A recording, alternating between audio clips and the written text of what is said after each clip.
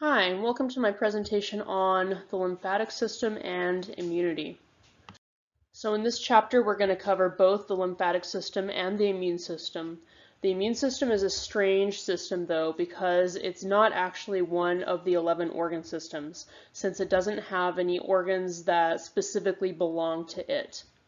Rather, it includes organs that belong to other organ systems. The main job of the immune system is to, of course, protect your body against pathogens. That includes any microbial pathogen you would encounter, but it also includes cancer cells.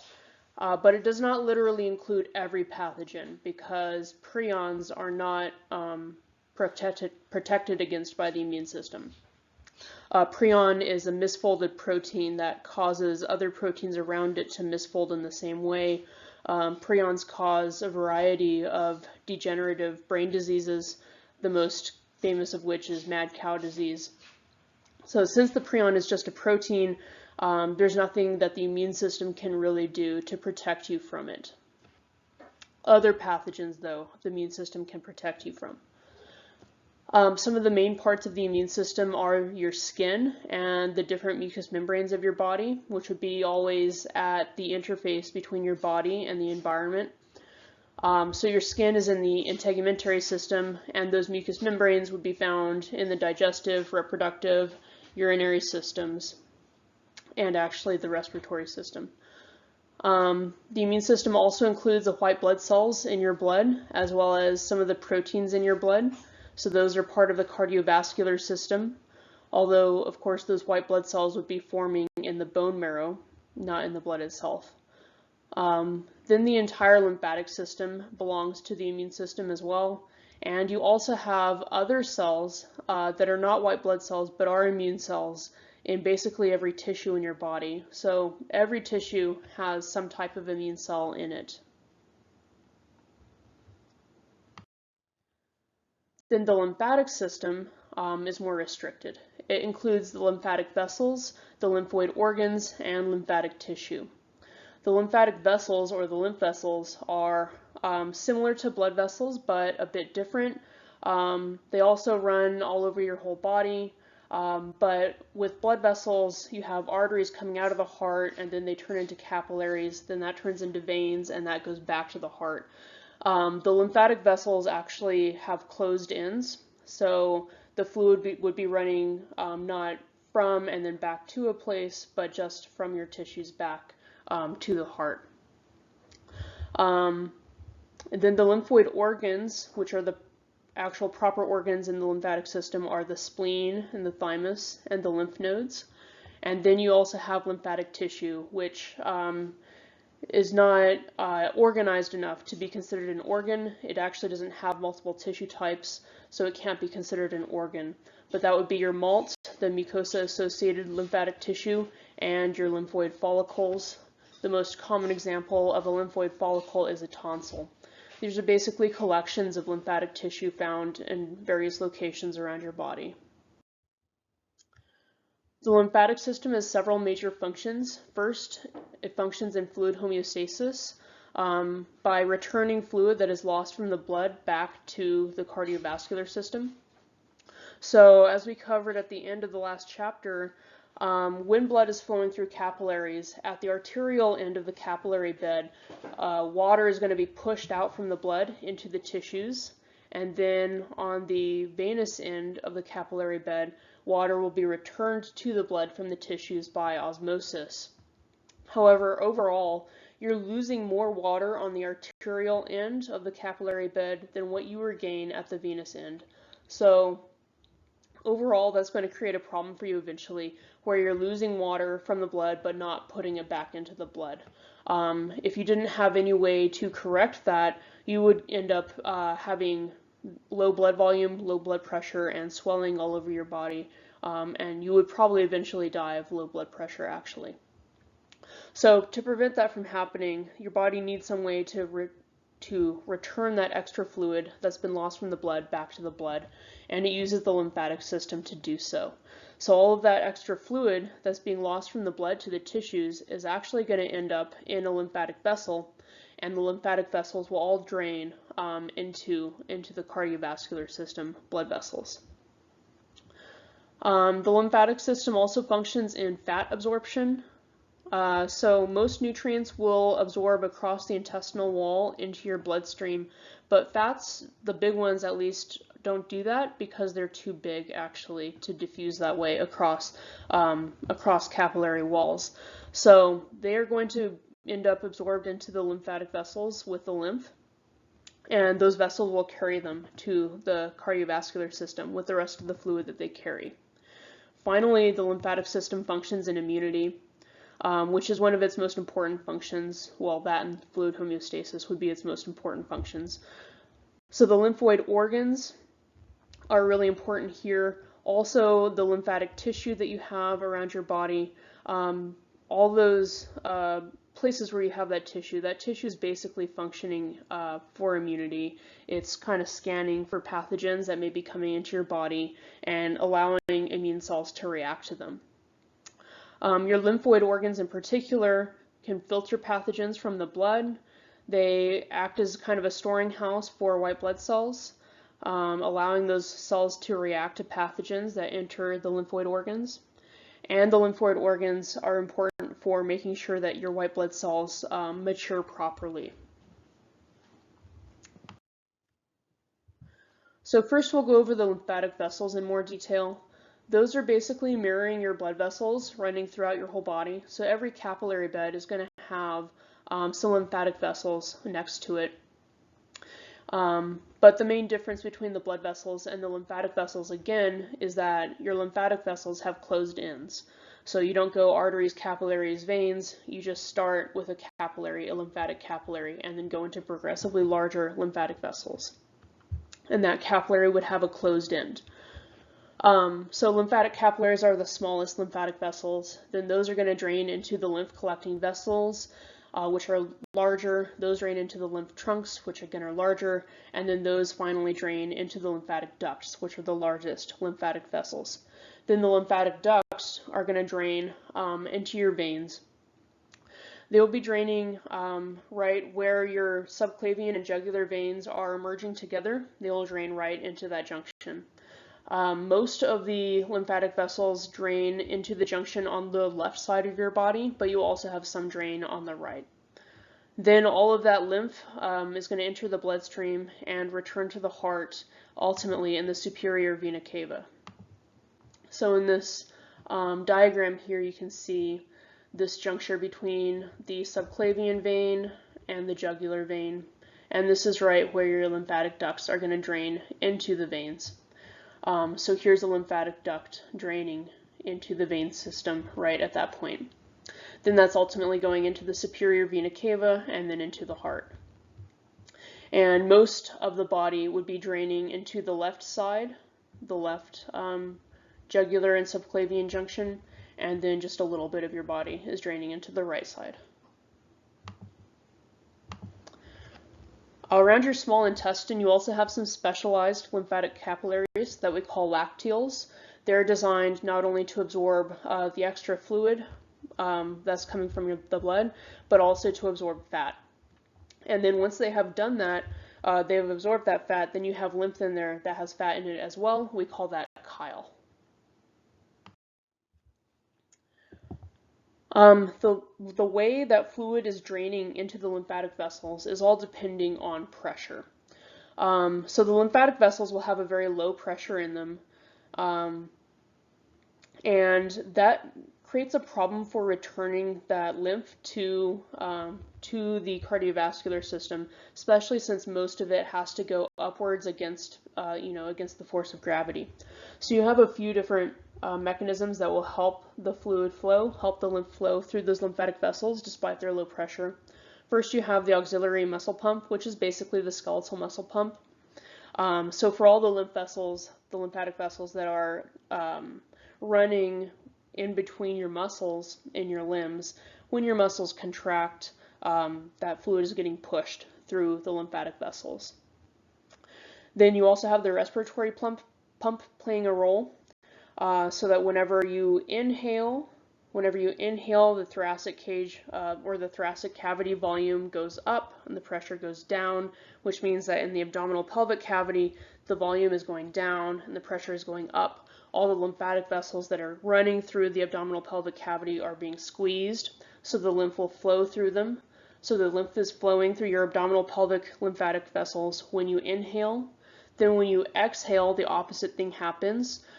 Your thoracic cavity decreases its volume, the pressure goes up. That means that air will be expelled from your lungs. In the abdominal pelvic cavity, the volume is going up, therefore pressure going down. So in the thoracic cavity is where you have the higher pressure when you exhale, which means the lymphatic vessels that run through the thoracic cavity will be squeezed when you're exhaling, and the lymph will be pushed through them. You also have some smooth muscle in the walls of the lymphatic vessels, which can contract, which does help pump the lymph to some extent. And then finally, you have lymphatic valves in the major lymphatic vessels, which prevents lymph from backflowing and basically operates the same way as the venous valves do in the major veins. When you go into the lymphatic capillaries, they have endothelial cells lining them as well. They're basically a single layer of endothelial cells, similar to a blood vessel capillary. But unlike the blood vessel capillary, the endothelial cells in lymphatic capillaries will overlap with each other, and they are not connected with tight junctions. So they're not really tightly connected to each other at all, and they have these little flaps. So anytime the pressure of fluid in the tissues gets kind of higher than the pressure within the lymphatic vessels, you're going to have fluid being forced out of the tissue between those flaps into the lymphatic capillaries.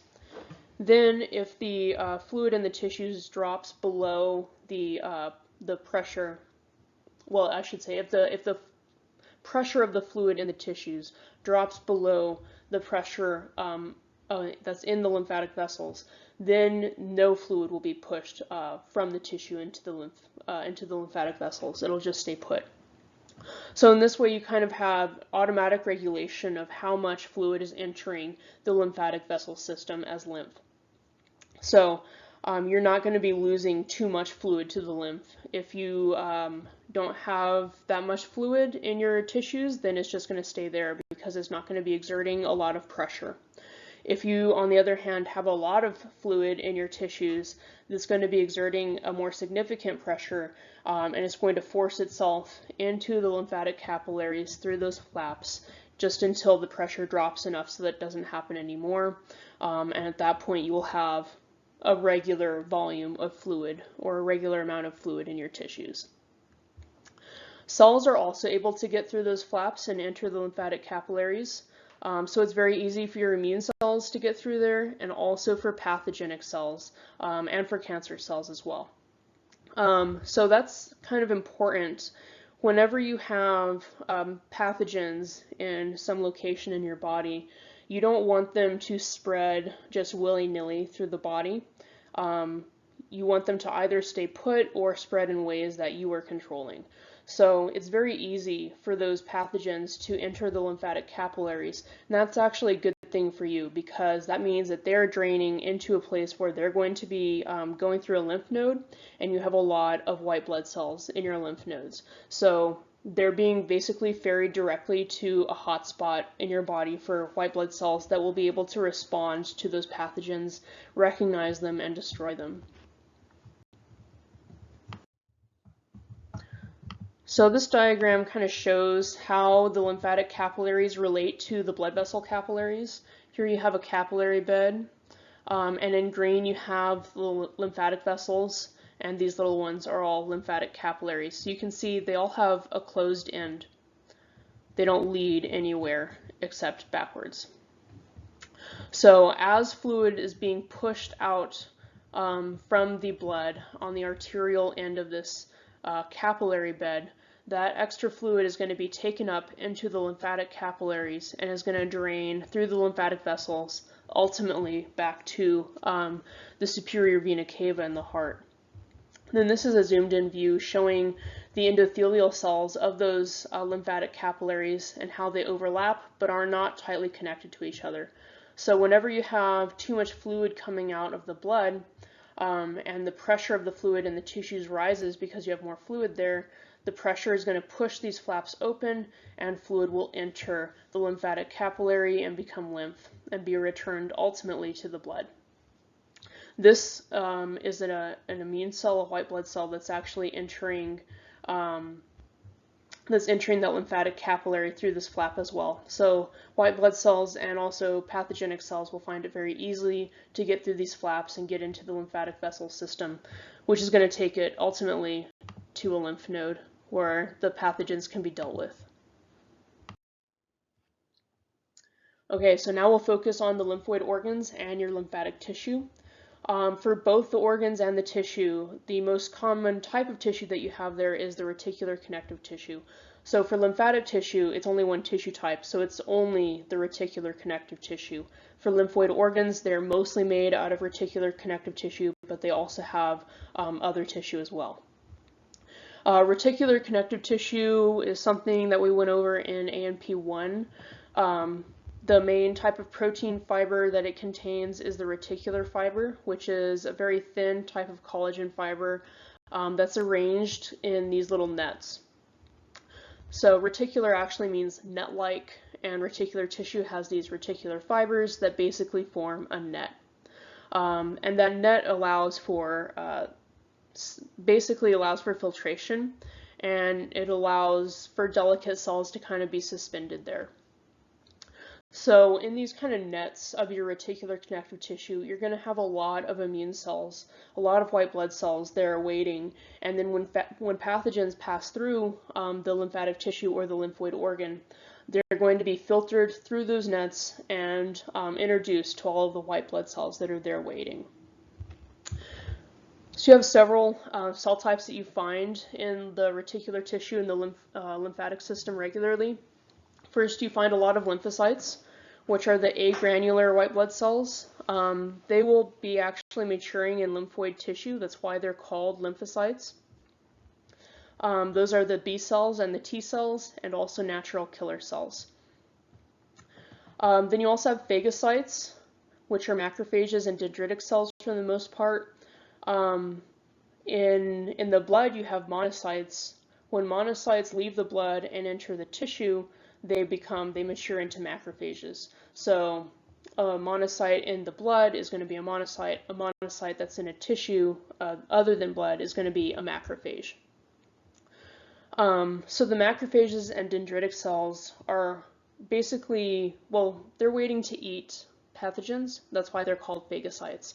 Phagocytosis is like the way that cells will eat large objects or other cells. So they're basically waiting there to have some pathogens come through and then eat them and then kick off an immune response in which those pathogens can be introduced to the B cells and T cells and natural killer cells that are also within that lymphatic tissue.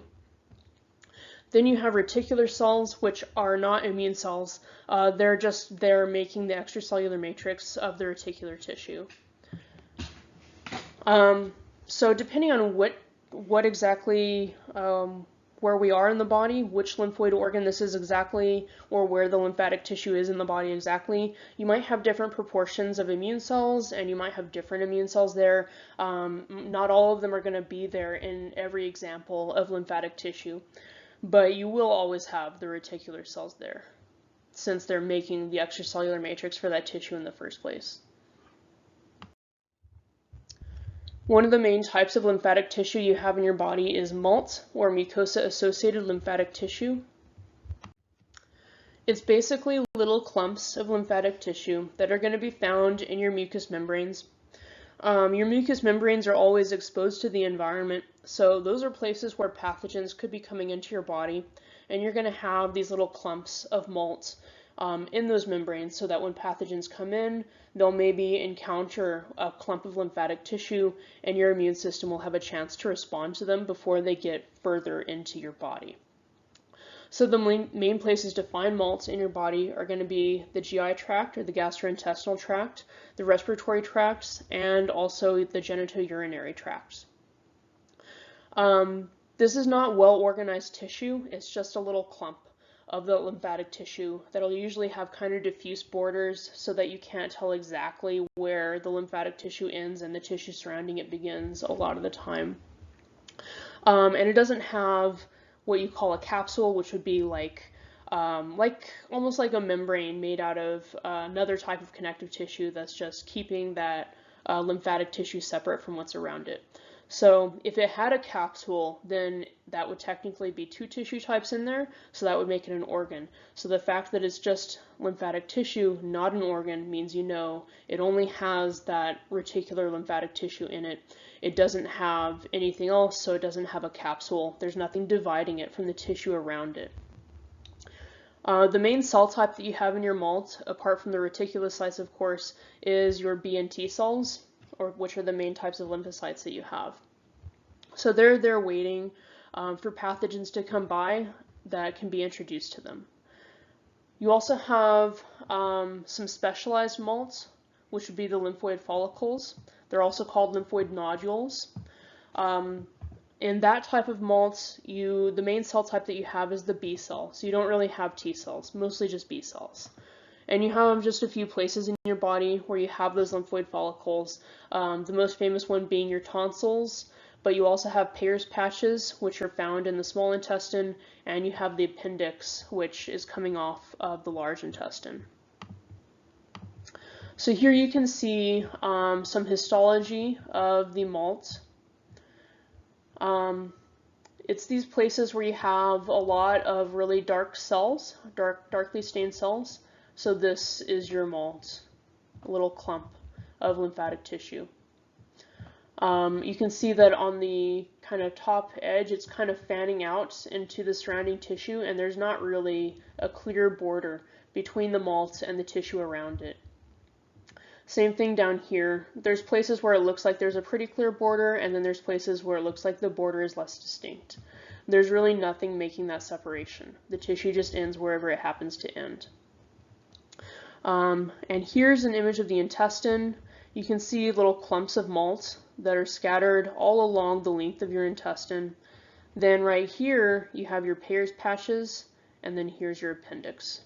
So the Peyer's patches and the appendix are lymphoid follicles, and the rest of that malt is just malt with the B and the T cells. And the follicles, you would have just the B cells. Along all of the lymphatic vessels in your body, you have lymph nodes, which are clusters of lymphatic tissue that are more organized than the malt and the lymphoid follicles. The lymph nodes actually contain lymphoid follicles, though, as part of their structure. And you're going to have, these lymph nodes are located all along the lymphatic vessels, but you're going to have certain places where there's more lymph nodes than average, such as under your arms or in your underarms. Lymph nodes are mostly made out of reticular tissue, but they also have a capsule made of dense irregular connective tissue. So since they have two types of tissue in them, that makes them an organ, not just lymphatic tissue, a lymphoid organ. The reticular tissue is organized into two different parts, the cortex and the medulla. The cortex is kind of the outer layer of reticular tissue in the follicle, in the node, and the medulla is the innermost layer of reticular tissue in the node. Then you're going to have lymphatic vessels entering the node and emerging from them. Then the capsule is around the outermost part of it, of course, so it's the most superficial part. The capsule also has little arms called trabeculae that extend down into the cortex. So in this diagram here, you have a lymph node. You can see the lymphatic vessels coming into the lymph node. This would be the lymphatic vessel that is emerging from this lymph node. In green, you have the capsule made of dense irregular connective tissue, and then you can see the places where the trabeculae come down from the capsule and into the cortex. So most of this is cortex here in terms of the lymphatic or reticular tissue that's within it. And then in the innermost part is where you have the medulla, where you also have a lot of blood vessels. In the cortex, you have it organized into lymphoid follicles. Mostly you have B cells in there, So in the lymphoid follicles, you would have B cells. So wherever the cortex is organized into lymphoid follicles, you're just going to have B cells. But then down where the cortex is running into the medulla, you'll also have T cells. Then in the medulla, you have a lot of macrophages, and you also have special structures called the medullary cords that contain B cells. So all of these kind of purple-pink patches are lymphoid follicles within the cortex. So you would have a lot of B cells there. Then as the cortex kind of gets further down and it's close to the medulla, then you start to have some T cells in it as well. Within the medulla, you have blood vessels passing through. You also have what's called the medullary sinus, which is basically little spaces that are draining into this lymphatic vessel that's emerging from the lymph node. And the medullary cords are going to be just sticking between that medullary sinus. So at the very, very center of the medulla is where you have those medullary cords, and you would have the B cells in there as well. So as pathogens are entering your body, if you get like a cut and some pathogens come into your body and are living in that tissue, those pathogens are going to end up entering a lymphatic capillary and being carried through the lymphatic vessel system to a lymph node. They're going to be filtered through the lymph node, through that reticular tissue there, and you're going to have white blood cells responding to them. So that would include the macrophages responding first, and then kind of alerting the B cells or T cells to the presence of these pathogens. Once you have a B cell or a T cell activated, probably it will be a B cell because that's the main type of cell that you have in the lymph node. Once that B cell is activated by a pathogen, it's going to proliferate, making lots of copies of itself. At that point, the lymph node is going to swell. So if you have a swollen lymph node, that means that it is responding to pathogens right now, or responding to something that it is identifying as a pathogen. And you have a B cell in there that's proliferating and making many, many, many copies of itself, so many that the whole node is becoming swollen. Then those B cells are going to destroy the pathogen and leave the lymph node and destroy that pathogen all across your body. Then you have the spleen, which is the biggest lymphoid organ, and its main job is to filter pathogens from the blood. It's also made of reticular tissue, and it has a capsule of dense irregular connective tissue, which makes it an organ since it has those two tissue types. Within the reticular tissue, you can divide it into two parts, the red pulp and the white pulp. Most of the spleen is red pulp. You have a lot of macrophages there. And then the white pulp is only located right by arteries that are going through the spleen. It has different types of white blood cells. Right next to the arteries, you have T cells in there. Then as you get a little bit further out from the arteries, you'll have lymphoid follicles in the white pulp that are full of B cells. And you're also going to have a special type of capillary in the spleen that's found in the white pulp, which would be the sinusoids. So as those arteries are moving through the spleen, they're going to branch and eventually turn into capillaries called sinusoids, which, as you may remember, is the large type of capillary that has really big gaps in its walls, so that cells can easily move in and out. So as your blood is moving through the spleen, it's going to enter these sinusoids, and it's very easy for cells to leave the blood there. So if you had pathogens in your blood, they're going to end up leaving through the holes in the sinusoids and entering the white and red pulp of the spleen. All those macrophages that are in there are going to be responding to those pathogens and activating the T cells and B cells as well. Then the other major function of the spleen, what also would be filtering, is worn out red blood cells. So as your red blood cells kind of get old and their membranes kind of stiffen and they're sustaining damage, they're going to end up leaving the blood through the holes in the sinusoids, and a macrophage is going to eat them.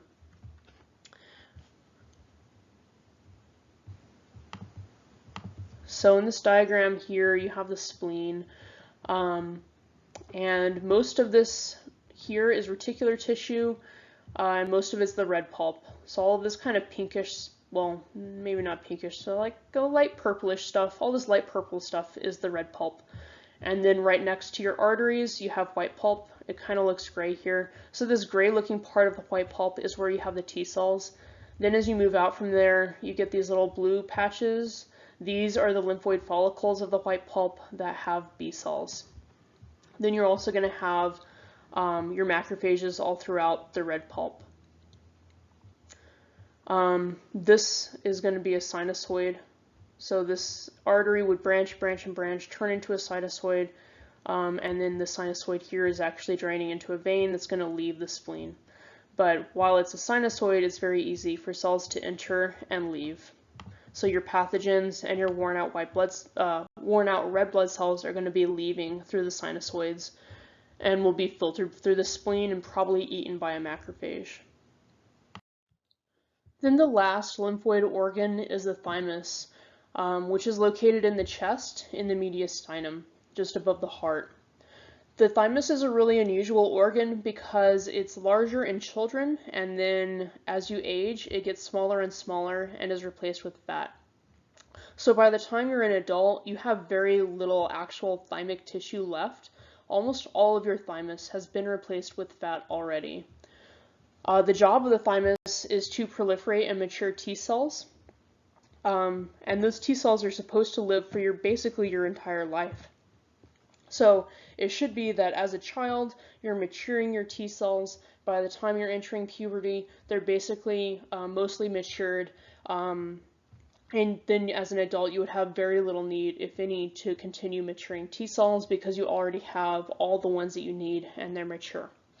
You do have a small ability or a small capacity to mature new T cells as an adult because you do still have a little bit of thymic tissue left, but you have very little left. Most of it's fat. So you cannot, if something were to happen and you lost all your T cells or most of your T cells, you cannot produce them at a sufficient rate to replace what was lost. So if you lose a little bit, you can replace that, but not like all of them.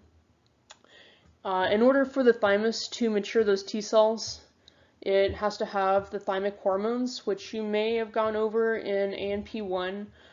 We won't really talk about them here in detail, but there's several different hormones that act in the thymus to mature T cells, and some scientists actually would not consider them hormones since they mostly are produced in the thymus and then also act in the thymus, so they don't really need to travel in the blood to have their function.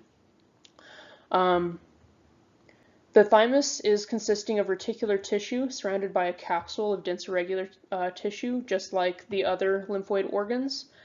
But the reticular tissue in the thymus is organized a little differently. It's organized into lobules called thymic lobules. Then every lobule has its own cortex and medulla. In the cortex, which is around the outside of each lobule, is where you have your T cells being produced, and then they're going to migrate into the medulla and be matured there.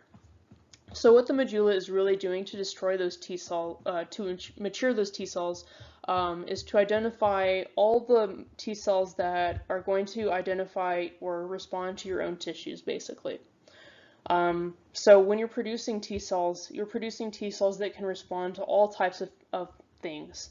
Ideally, they should be responding to pathogens, but some of those T cells inevitably will end up responding to your own body temperature, to your own body tissues.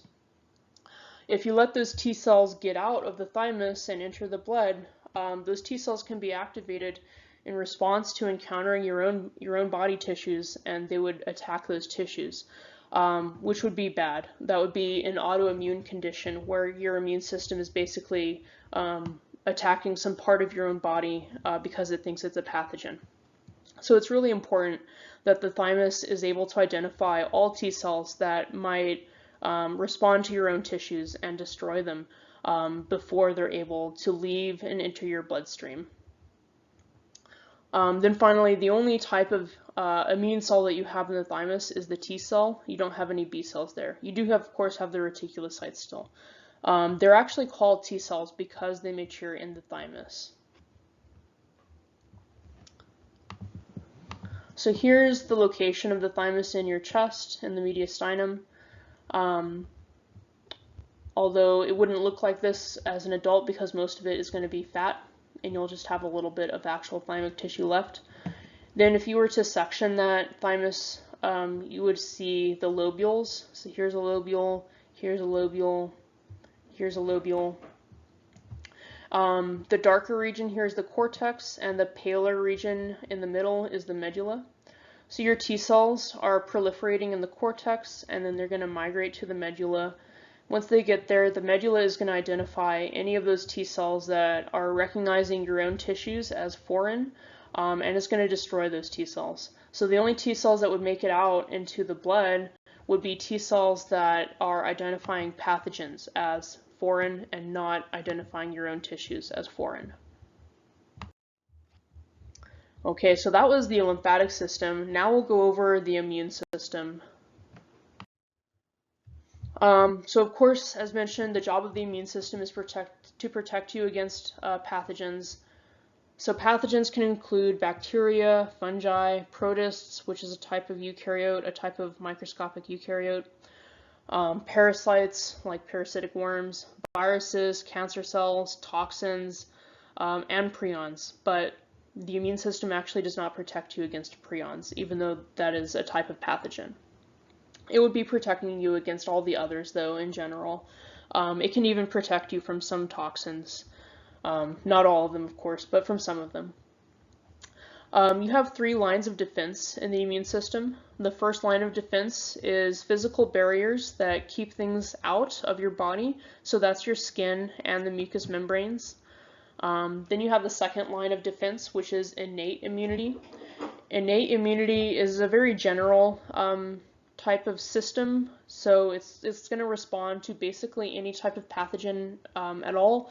It'll even respond to things that are not pathogens, like just damage in general, and it always has the same response. So now, no matter what has activated your second line of defense, the innate immune system, it always responds the same way, and that response involves inflammation and fever. Another thing about the innate immune system is that its response is very fast. It takes a long time for the third line of defense to activate. So the second line of defense is activating really quick. It activates in response to almost anything, and it always has the same response to whatever had activated it. Then in the third line of defense, which is your adaptive immune system, that is actually specifically targeting one pathogen. So it's identifying a specific pathogen and targeting it for destruction. This would be the branch of your immune system that involves antibodies.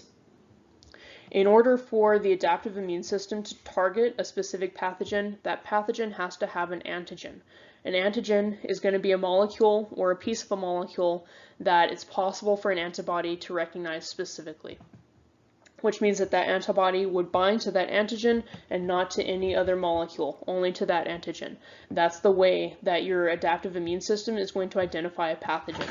So not only do you have antibodies that can bind an antigen and just that one antigen, but you're also going to have some cells in the adaptive immune system, like the B cells and the T cells, that have receptors for one specific antigen. So they are only going to be able to bind and respond to that one antigen, and they cannot respond to any other molecule, which means they can only identify one specific pathogen and respond to it. So every cell has antigens of some type or other. Any molecule that is complex enough in its shape to be recognized specifically and kind of differentiated from any other molecule, that's going to be an antigen. So every cell has antigens. Your own cells have antigens too. And a big part of maturing the adaptive immune system is just making sure that those cells in the adaptive immune system do not respond to your own antigens. They do not recognize your own antigens.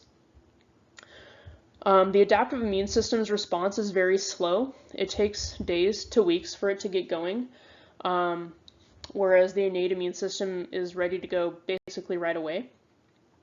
And it's not going to be responding to just anything the same way. It's only responding to the one specific pathogen that it's recognizing at this time. And the adaptive immune system is going to have kind of the first time you're exposed to a particular pathogen, it'll have like the normal slow response. But then the second time that you're exposed to that pathogen, it's going to have a very fast response, more similar to how the innate immune system is very fast. But that requires exposure. So you have to be exposed to the pathogen first and have a slow response, and then you can have basically acquired immunity developed, where the adaptive immune system remembers this specific pathogen and is able to respond to it very quickly in the future. So acquired immunity means that you have been exposed to a pathogen, your adaptive immune system activated, and it remembers that pathogen now, and the next time the pathogen comes around, it's going to respond to it very quickly.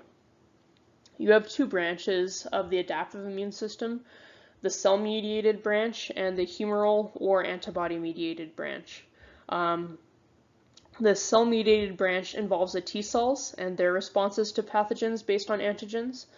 The humoral or antibody-mediated branch involves B cells and their responses to pathogens based on their antigens. And the B cells are the type of cell that is able to make antibodies. So for the first line of defense, that's your surface barriers, mostly your skin, also your mucous membranes. It's not just the physical fact that you have a barrier there, but there's also some immune cells in these barriers and different features that they have that help them keep microbes out or keep pathogens out. So first, the skin and the mucous membranes all contain immune cells. Just scattered throughout your skin, scattered out throughout the mucous membranes, you have immune cells. Of course, in your mucous membranes, you also have MALT, which is there, specifically because that's where you may have pathogens coming in. So it's collections of your lymphatic tissue with lots of white blood cells waiting to respond to pathogens. But apart from the MALT, the rest of the mucous membranes also just have individual immune cells scattered throughout them, and the same in the skin. The main type of immune cell you would find scattered in the skin and mucous membranes is the dendritic cell, which is a type of phagocyte. So it's going to be basically looking for pathogens and then eating them. Another feature of your skin and mucous membranes is that the outer cells will slough off after time. So at the bottom of the skin or the mucous membrane, you have, or I should say not the bottom of the skin, but the bottom of the epidermis and the bottom of the mucous membrane, you're going to have cells that are proliferating, epithelial cells that are constantly proliferating and dividing, pushing the cells above them up and up and up. As those cells get to the top of the skin or the mucous membrane, they're going to die and fall off. So then when microbes come and they land on these surfaces, that surface isn't going to be stable, so it can't just stay around there forever. Once the cells on the skin slough off, then any microbes that were attached to them are also going to fall off your body. Also in both of those locations, you have a microbiome, which is basically a community of bacteria and other microbes, but mostly bacteria, that are kind of living in harmony with you. They don't hurt you, they're actually good for you overall. And part of the reason why those microbes in the microbiome are good for you is because they will outcompete pathogens that come and try to live on your skin or mucous membranes. So when you have a new pathogenic cell coming in to try to take up residence, let's say on one of your mucous membranes, now it needs to compete for resources with all the other guys who are already living there, which would be your microbiome members. And it's just hard to get yourself established when there's a bunch of people already there utilizing the resources that are more established than you. So these pathogens that come in usually will not be able to establish themselves. They won't be able to reproduce and make a significant population because the microbiome is going to outcompete them for resources. Then on the skin, you also have special glands that secrete stuff that microbes do not like, or a lot of microbes don't like. So you have your sweat glands across your skin, of course. Those that would be secreting sweat. Sweat contains a lot of salts in it, and it also is a little bit acidic. So the surface of your skin is salty and has a little bit of a low pH. The interior of your body is not salty and it has a neutral pH.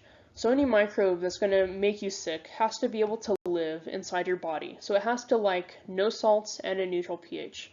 then the fact that your skin has lots of salts and an acidic pH makes it hard for those microbes to live there. So you do have microbes that like to live with a lot of salts and that like an acidic environment. They can live on your skin, but they cannot do well inside of your body, so they can generally make you sick. You also have some antimicrobial secretions on the skin. So your sweat can actually contain antimicrobial compounds. Also your tears contain antimicrobial compounds. Then in your mucous membranes, a lot of the cells are going to have cilia on them, which are the little whips almost that beat on the surface of the cell and will move particles and other objects along the surface.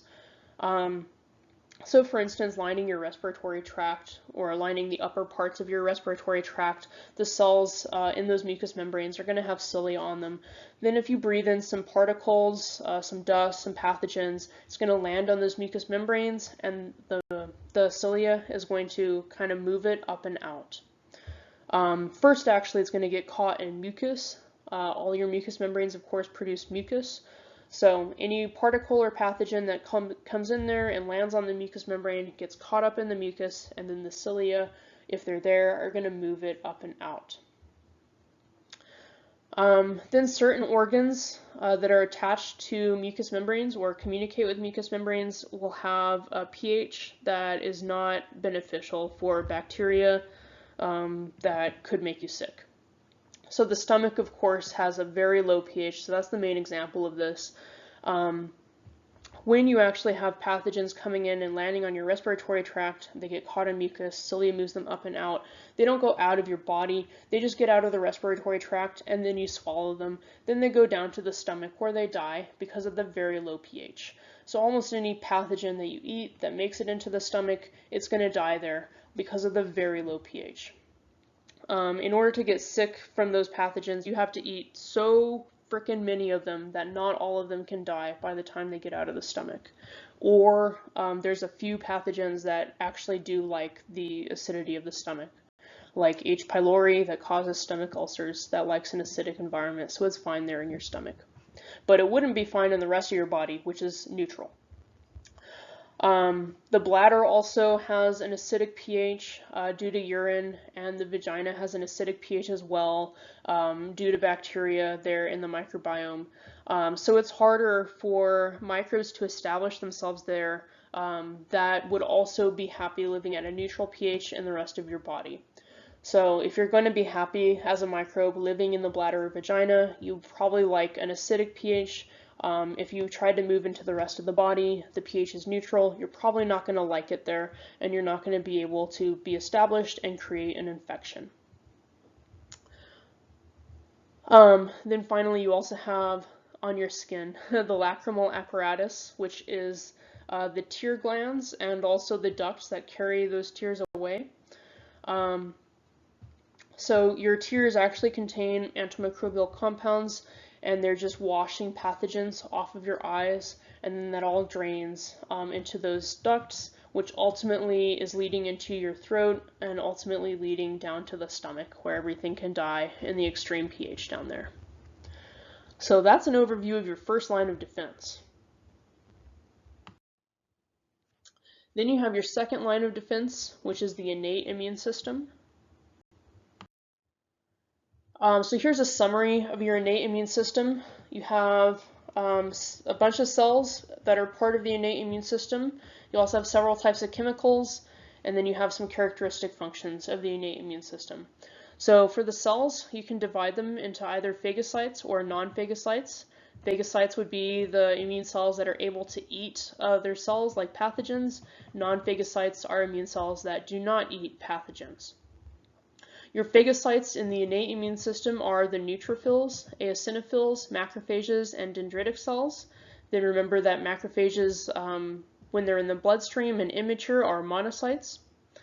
Then your non-phagocytic cells are the basophils, mast cells, and natural killer cells. And then the natural killer cells were a type of lymphocyte. You have three types of chemicals that are part of the innate immune system. You have the complement proteins, those are found in your blood. Then you have cytokines and inflammatory mediators, which are both chemicals that can be released by different immune cells in the innate immune system. The functions of the innate immune system are, of course, destroy pathogens, cause chemicals to be released from immune cells. Those chemicals are generally going to activate other immune cells and attract them and cause them to proliferate.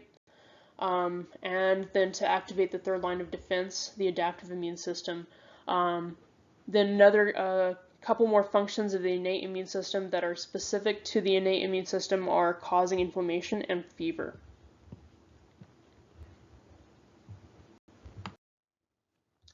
So first we'll go through the phagocytic cells in the innate immune system. You can divide those into the granulocytes and the agranulocytes. The granulocytes being cells that have little granules that contain chemicals waiting to be released. Then the agranulocytes do not have those granules full of chemicals.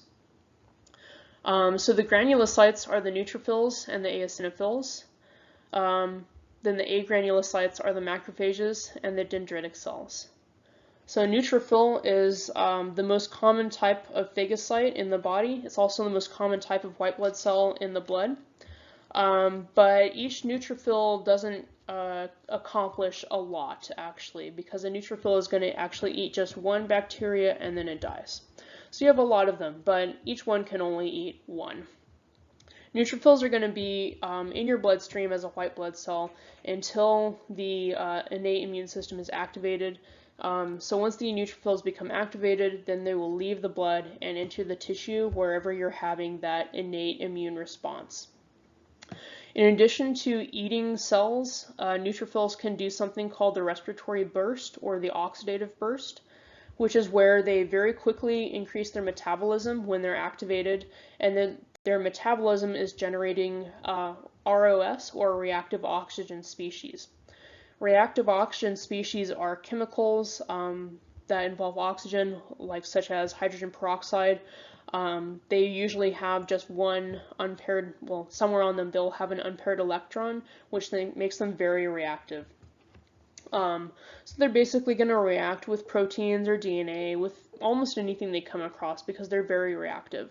And it's possible for the neutrophils to just kind of overwhelm bacterial cells with all of these ROS. A lot of bacteria are not able to handle ROS. They can't detoxify it the way a neutrophil can, or with the way that your other cells can, and so they will be killed by that.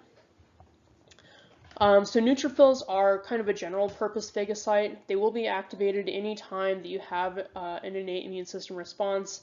They can eat not just bacteria, but they could eat fungal cells or protists or what have you. But they are extra effective against bacteria. So they're most effective against the bacteria. Then your other type of granulocyte is the eosinophil. This is not a very common type of phagocyte. It's also a white blood cell that will stay in the blood until it's activated, and then it will leave the blood and enter the tissues wherever you're having your innate immune system response. Then once they're there, where you're having your response going on, they're going to release their granules. Those granules contain a lot of chemicals like inflammatory mediators and cytokines that will kind of some of them can damage cells, but they can also just increase the immune response by attracting and activating other white blood cells and causing inflammation. Eosinophils are really effective against parasites, so they're not going to be activated very much in just any kind of infection or any kind of innate immune system response. But if you have a parasite infestation, they're going to be activated there very strongly and release those granules onto the parasites, which can kill parasites. They are able to eat cells as phagocytes, but they don't generally eat cells very much. That's not an important part of their function. Their main function is to release their granules. And they're also the type of cell that is most associated with allergies. So if you have an allergy to something, part of that allergy is that you are going to have a very strong response of eosinophils. You're going to have a lot of eosinophils become activated, move into the area where the allergen has entered your body, and they're going to create an immune response with a lot of inflammation. Then that causes your allergy symptoms. Then you have the agranulocytes, the macrophages and dendritic cells. Macrophages come in two different types, resident macrophages and migratory macrophages. And they also are always matured from monocytes. So monocytes are a type of white blood cell in the blood. When a monocyte leaves the blood and enters the tissue, it will mature and become a macrophage. Resident macrophages are macrophages that just are in some type of tissue and they just sit there and wait to be activated. Migratory macrophages are macrophages that move around in the tissue. They're kind of patrolling the tissue and scanning for pathogens to eat. Macrophages can be activated by a lot of different things. They could be activated by pathogens directly, but they could also be activated by damaged cells. So if you get a cut, macrophages that are in that tissue are going to be activated even if you don't have any pathogens move into your cut. And also the adaptive immune system cells are able to activate macrophages. So when you're having an immune response, first the innate immune system is going to activate, and you have to have that activate in order to activate the third line of defense, the adaptive immune system. So always the innate immune system is going to activate the adaptive immune system. But then once the adaptive immune system is activated, it can feed back and increase the activation of the innate immune system, which would be what's happening when your adaptive immune system cells activate more macrophages. Macrophages are considered a first responder because they're frequently the very first type of immune cell to respond to damage or to an infection. That's partly because they are there in all of your tissues. Basically, all of your tissues are going to have macrophages either sitting there as resident macrophages or migrating through looking for pathogens. They're also considered professional antigen presenting cells or professional APCs. Which means that they present antigens to T cells, and that's part of their specific job. That's one of the main parts of their job, is to take antigens off of pathogens and present them to T cells. And that is necessary to activate T cells. T cells actually are not going to activate just because they find an antigen on a pathogen. They have to see that antigen presented to them by a professional antigen presenting cell like a macrophage. And we'll go into the details of that process. Then you have your dendritic cells, which are kind of similar to macrophages. They are also resident in tissues, but you don't find them in just all of your tissues the way you find macrophages in all of your tissues. You're going to find them mostly in those tissues that are exposed to the environment, which would be like your mucous membranes and your skin. Once a dendritic cell is activated, it's going to migrate to a lymph node and start activating the cells there. It's also a type of professional antigen presenting cell. So what would generally happen is that you're going to have a pathogen come in maybe to a mucous membrane and it's going to find a dendritic cell there. The dendritic cell is going to eat it and present its antigens and then go to a lymph node. And then in those lymph nodes, you have a bunch of B and T cells. And the dendritic cell is actually going to show that antigen from the bacteria that it ate to a T cell and activate the T cell. So your macrophages and your dendritic cells are essential for activating the adaptive immune system by acting as professional antigen presenting cells to show antigens from pathogens to T cells and activate them. Then in the image here, you have a macrophage that is in the process of phagocytizing or eating multiple bacteria. So all these little red guys are bacteria, and then you can see the macrophage is way bigger than them, and it's just sending out little tendrils of its membrane. Those tendrils are attaching to these bacteria, drawing them in, and then they're going to end up encased in membrane and eaten into this macrophage, and then the macrophage is going to chew them up into lots of little bits and put their antigens on its surface as an antigen presenting cell. Then you have your non-phagocytic cells, which can also be divided into granulocytes or agranulocytes. The granulocytes are the basophils and the mast cells. The agranulocytes are the natural killer cells. So your basophils are a type of white blood cell that's in your blood. Their job is to, as granulocytes, release chemicals in their granules and The granulocytes of basophils are containing mostly chemicals that cause inflammation, which would be like inflammatory mediators. So they're going to release these inflammatory mediators whenever the innate immune system activates, and then that causes inflammation, which is a main part of the innate immune system response. Once they're activated, they can also leave your blood and enter the tissue wherever you're having this innate immune response. Then you have mast cells as well. Those are found in your mucous membranes, and their function is very similar to basophils. So they also have granules that contain inflammatory mediators. Once they're activated, they will release those granules, and those inflammatory mediators will cause inflammation. Mast cells are also associated with allergies. So when you're having an allergic response, a lot of that inflammation is coming from mast cells. It's coming from eosinophils, and it's also coming from mast cells. But since the eosinophils are in your blood and mast cells are in your mucous membranes, it would generally be your mast cells that kick things off, that start responding to that allergen first, and then they're going to attract eosinophils to that area, and then you're going to have really a lot of inflammation.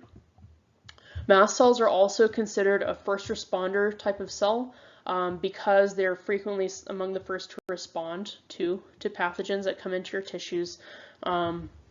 And they would be kind of the first type of cell frequently that is going to be kicking off the inflammatory response.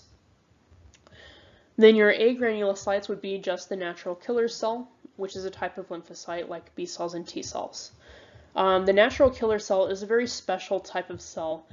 It actually does not need antigens to recognize cells that are kind of going wrong.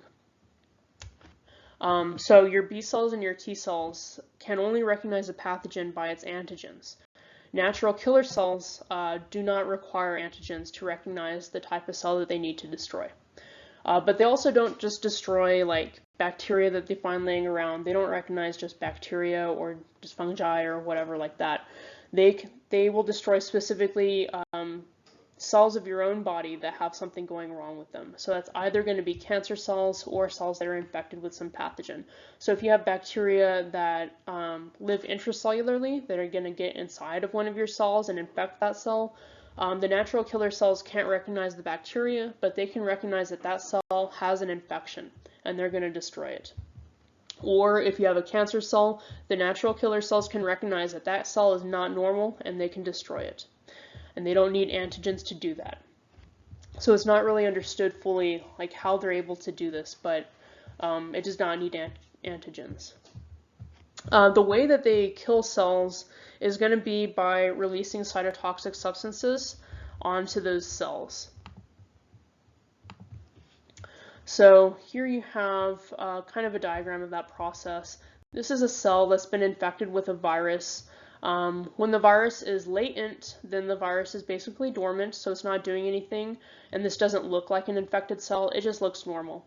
But once that virus activates and starts making viral proteins that are then going to assemble into new viral particles, now this infected cell is recognizable as infected.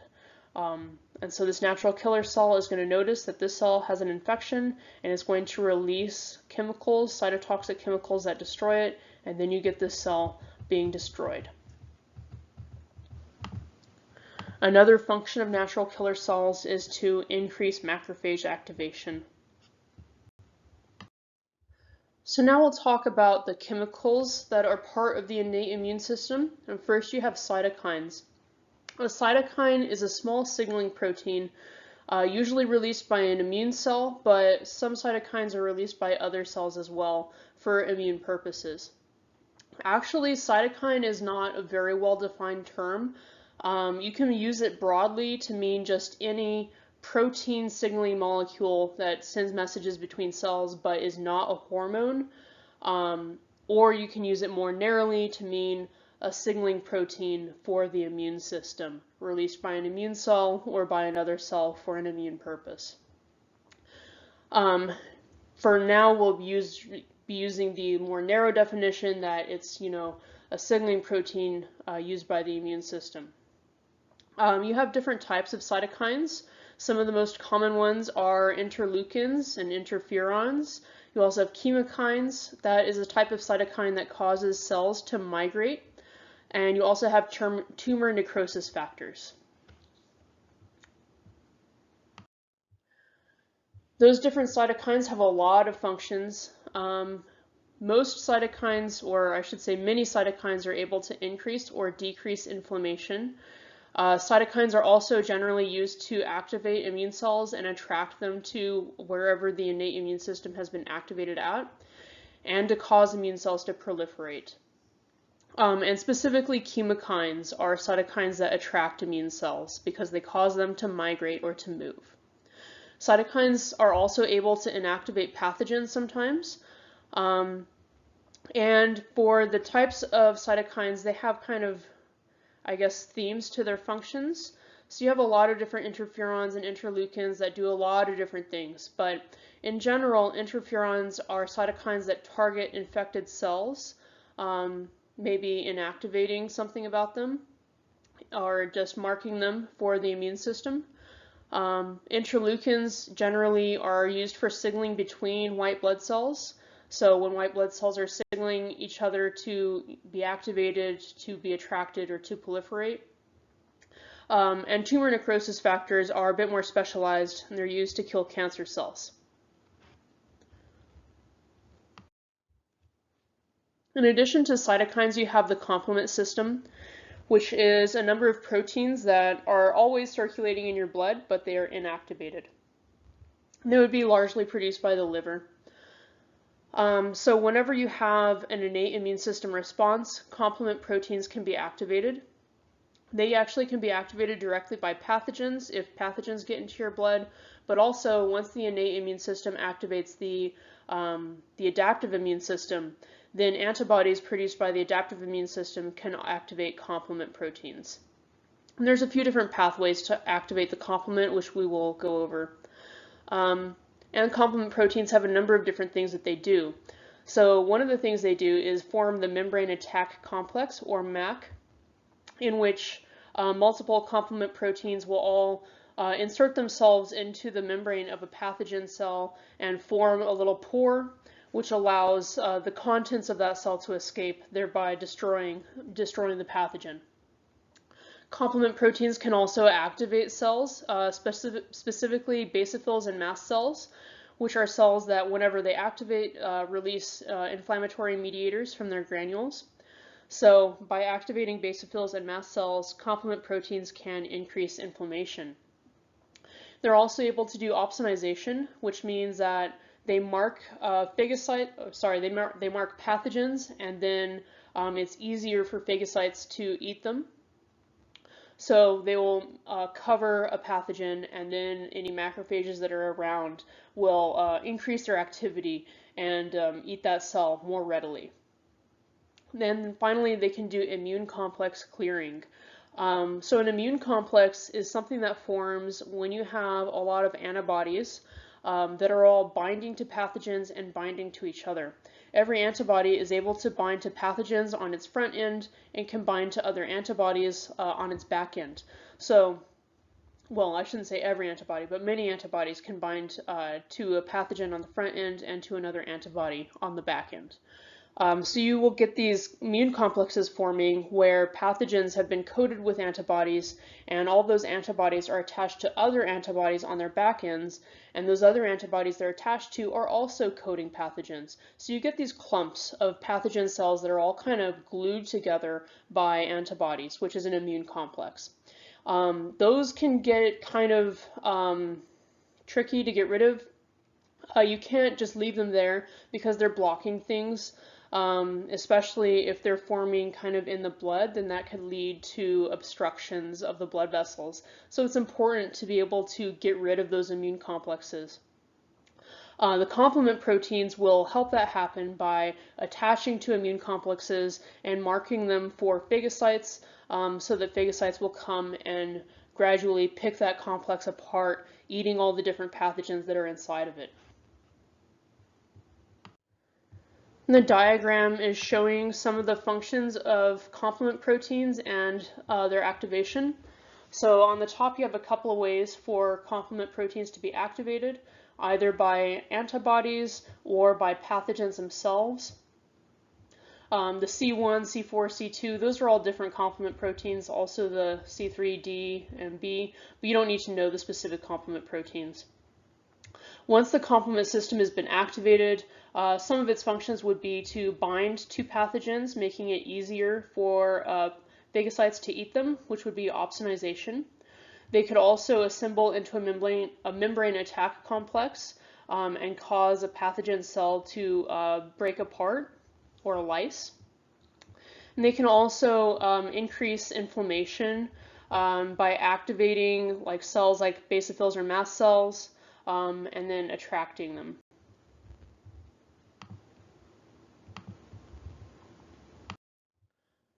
A little bit more about the membrane attack complex. It's a pore assembled out of different activated complement proteins that would form in the membrane of a pathogen cell, and it causes the contents of that cell to rush out and leads the cell to burst.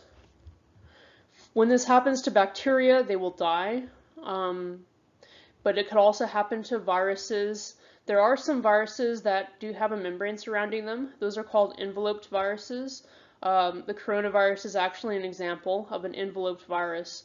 For any virus that is enveloped and has that membrane around it, if you can destroy that membrane, then the virus will not be able to infect host cells anymore. It needs proteins in the membrane to get inside of host cells. So if you can get rid of the membrane, you can inactivate the virus and essentially destroy it.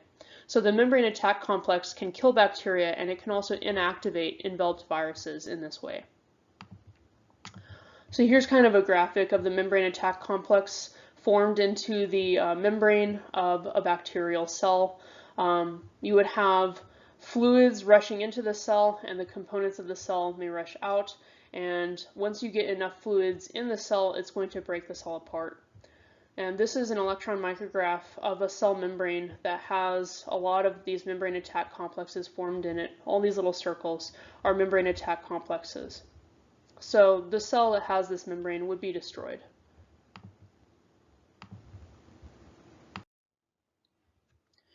These are the three different ways to activate the complement proteins. You have the classic pathway, the alternative pathway, and the lectin pathway. In the classical pathway, or the classic pathway, the complement proteins are going to bind antibodies that have already attached to antigens. So that generally means that these antibodies are attached to a pathogen. So that's shown right here. You have a pathogen with antigens on its surface, and here you have an antibody that has bound to those antigens, and the complement proteins will interact with that antibody and be activated.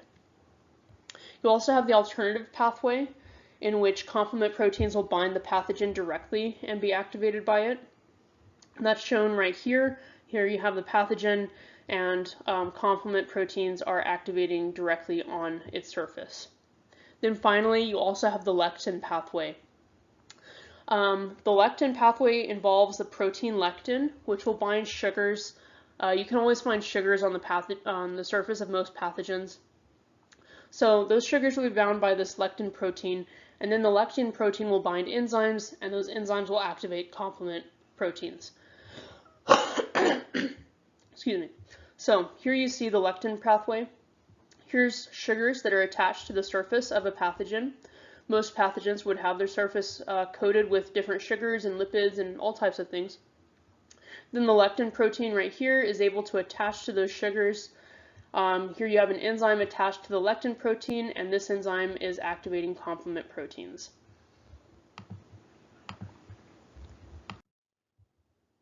The last class of chemicals that's involved in the innate immune system is inflammatory mediators. An inflammatory mediator is any chemical that causes inflammation. So we already talked about how some cytokines cause inflammation, and complement proteins, one of their functions is to cause inflammation. So that means that both of those things could be considered inflammatory mediators. Not all cytokines and not all complement proteins, but the specific cytokines and specific complement proteins that increase inflammation are also counted as inflammatory mediators. Inflammatory mediators are going to be released from immune cells for the most part, but they're also released from other cell types. Any cell that is damaged can release inflammatory mediators. So if you got a cut, those damaged cells could release inflammatory mediators and kick off an innate immune system response. And endothelial cells can release them as well. When these inflammatory mediators are released and they're increasing inflammation, there's a few different ways for them to do that. Most of them are going to do that by increasing vasodilation, by increasing vascular permeability, and or by sensitizing nociceptors. So inflammation, we'll go over the parts of inflammation in a moment, but inflammation always involves vasodilation, always involves vascular permeability increase, and always involves sensitized nociceptors.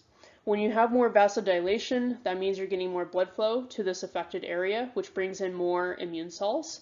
When you have more vascular permeability, then it's easier for things to cross the walls of vessels, which makes it easier for immune cells to get out of the blood and into the affected tissue. And then when you sensitize nociceptors, a nociceptor is a pain receptor. When they're sensitized, they respond more easily to stimuli that would not normally activate them. So when your nociceptors are sensitized, things that would not normally seem painful to you would seem painful, and you would maybe not do those things, and this leads you to kind of protect and take care of your affected area. Some of the main inflammatory mediators are listed here. There's a lot of inflammatory mediators, actually, so this is not by any means all of them. This is just some of the most important ones. So first we have histamine and serotonin.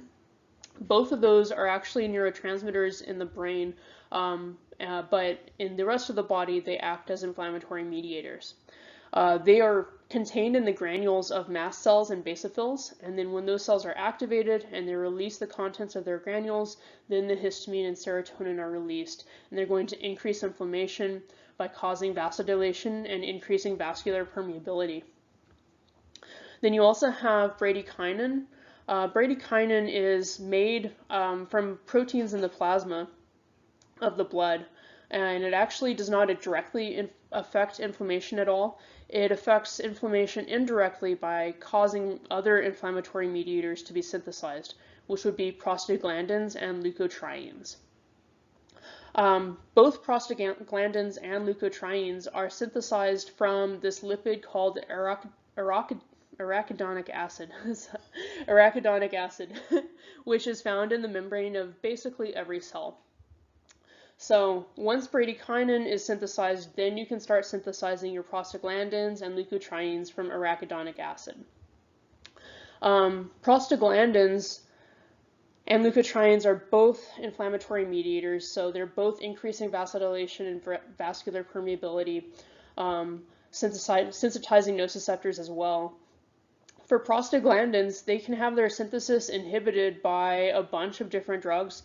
All of the over-the-counter pain medications will block the synthesis of prostaglandins, which prevents them from sensitizing your nociceptors and therefore reduces pain. So that would include your NSAIDs like ibuprofen and naproxen, also salicylates like aspirin, acetaminophen, which is Tylenol, and then also corticosteroids, which are not available over the counter for the most part, but are prescription drugs, will also inhibit prostaglandin synthesis. Then you have leukotrienes.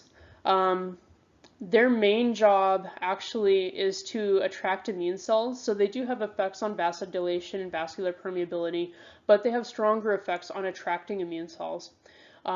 Specifically cells like maybe basophils or eosinophils, cells that are going to come in and then release chemicals that cause inflammation. Corticosteroids will also prevent the synthesis of leukotrienes.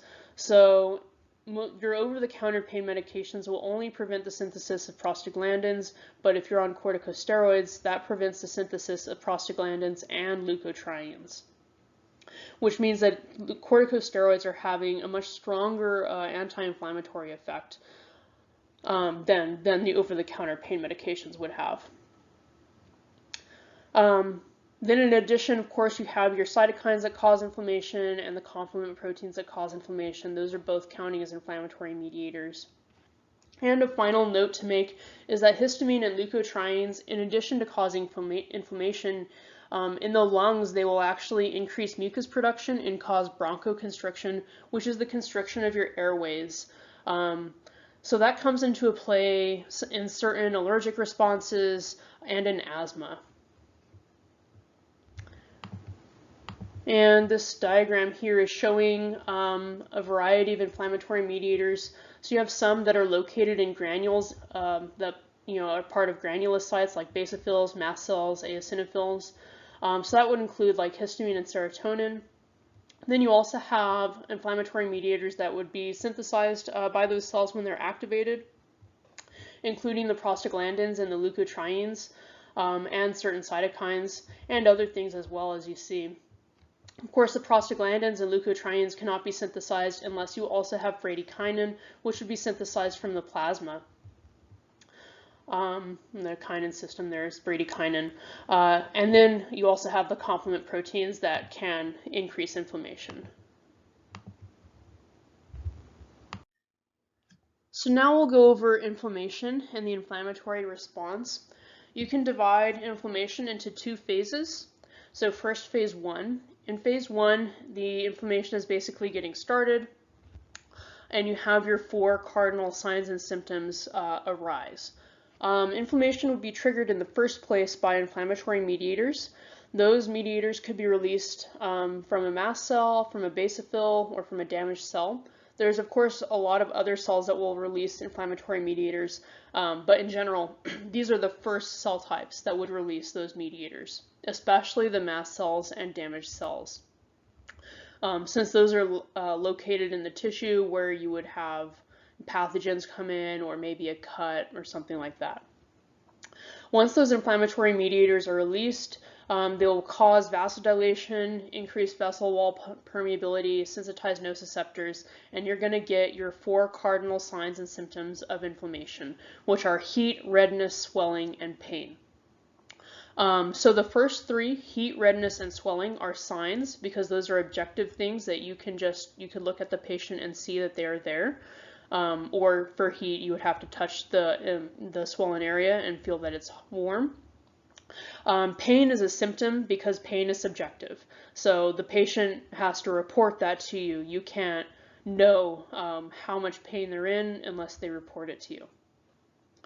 So inflammation always involves these 4 signs and symptoms: the heat, redness, swelling, and pain. What's going on there is that in response to vasodilation of the arterioles, you have increased flow of blood through the inflamed area. The increased flow of blood is bringing in heat because the blood has heat, and also redness. So you would have, more blood flow through that part of your skin, and that's going to cause redness. And then since the blood is bringing in heat, the skin would be warmer there as well. You also have the vessel wall permeability increase, especially for capillaries. This allows things to get into the tissue, hopefully into the tissue, not so much out of the tissue, but complement proteins would need to leave the blood and enter the tissue. Also, some of your white blood cells, like neutrophils, would need to leave the blood and enter the tissue. So it's easier for them to do that when the capillary permeability is increased. But that also means that fluid is going to be leaving the blood and entering the tissue, and so that causes swelling. So the increased vascular permeability is what accounts for the swelling that you always see with inflammation. The increased vasodilation is what accounts for the heat and redness that you always see with inflammation. Then finally, your nociceptors will become sensitized, which are the pain receptors in your skin, and that is why inflammation is always associated with pain. The purpose of that pain is actually to modulate your behavior so that you will behave carefully and kind of protect and take care of your hurt area instead of just using it like normal. Part of this inflammatory response is going to be chemotaxis, or the migration of white blood cells to the place where you have inflammation, and then their activation.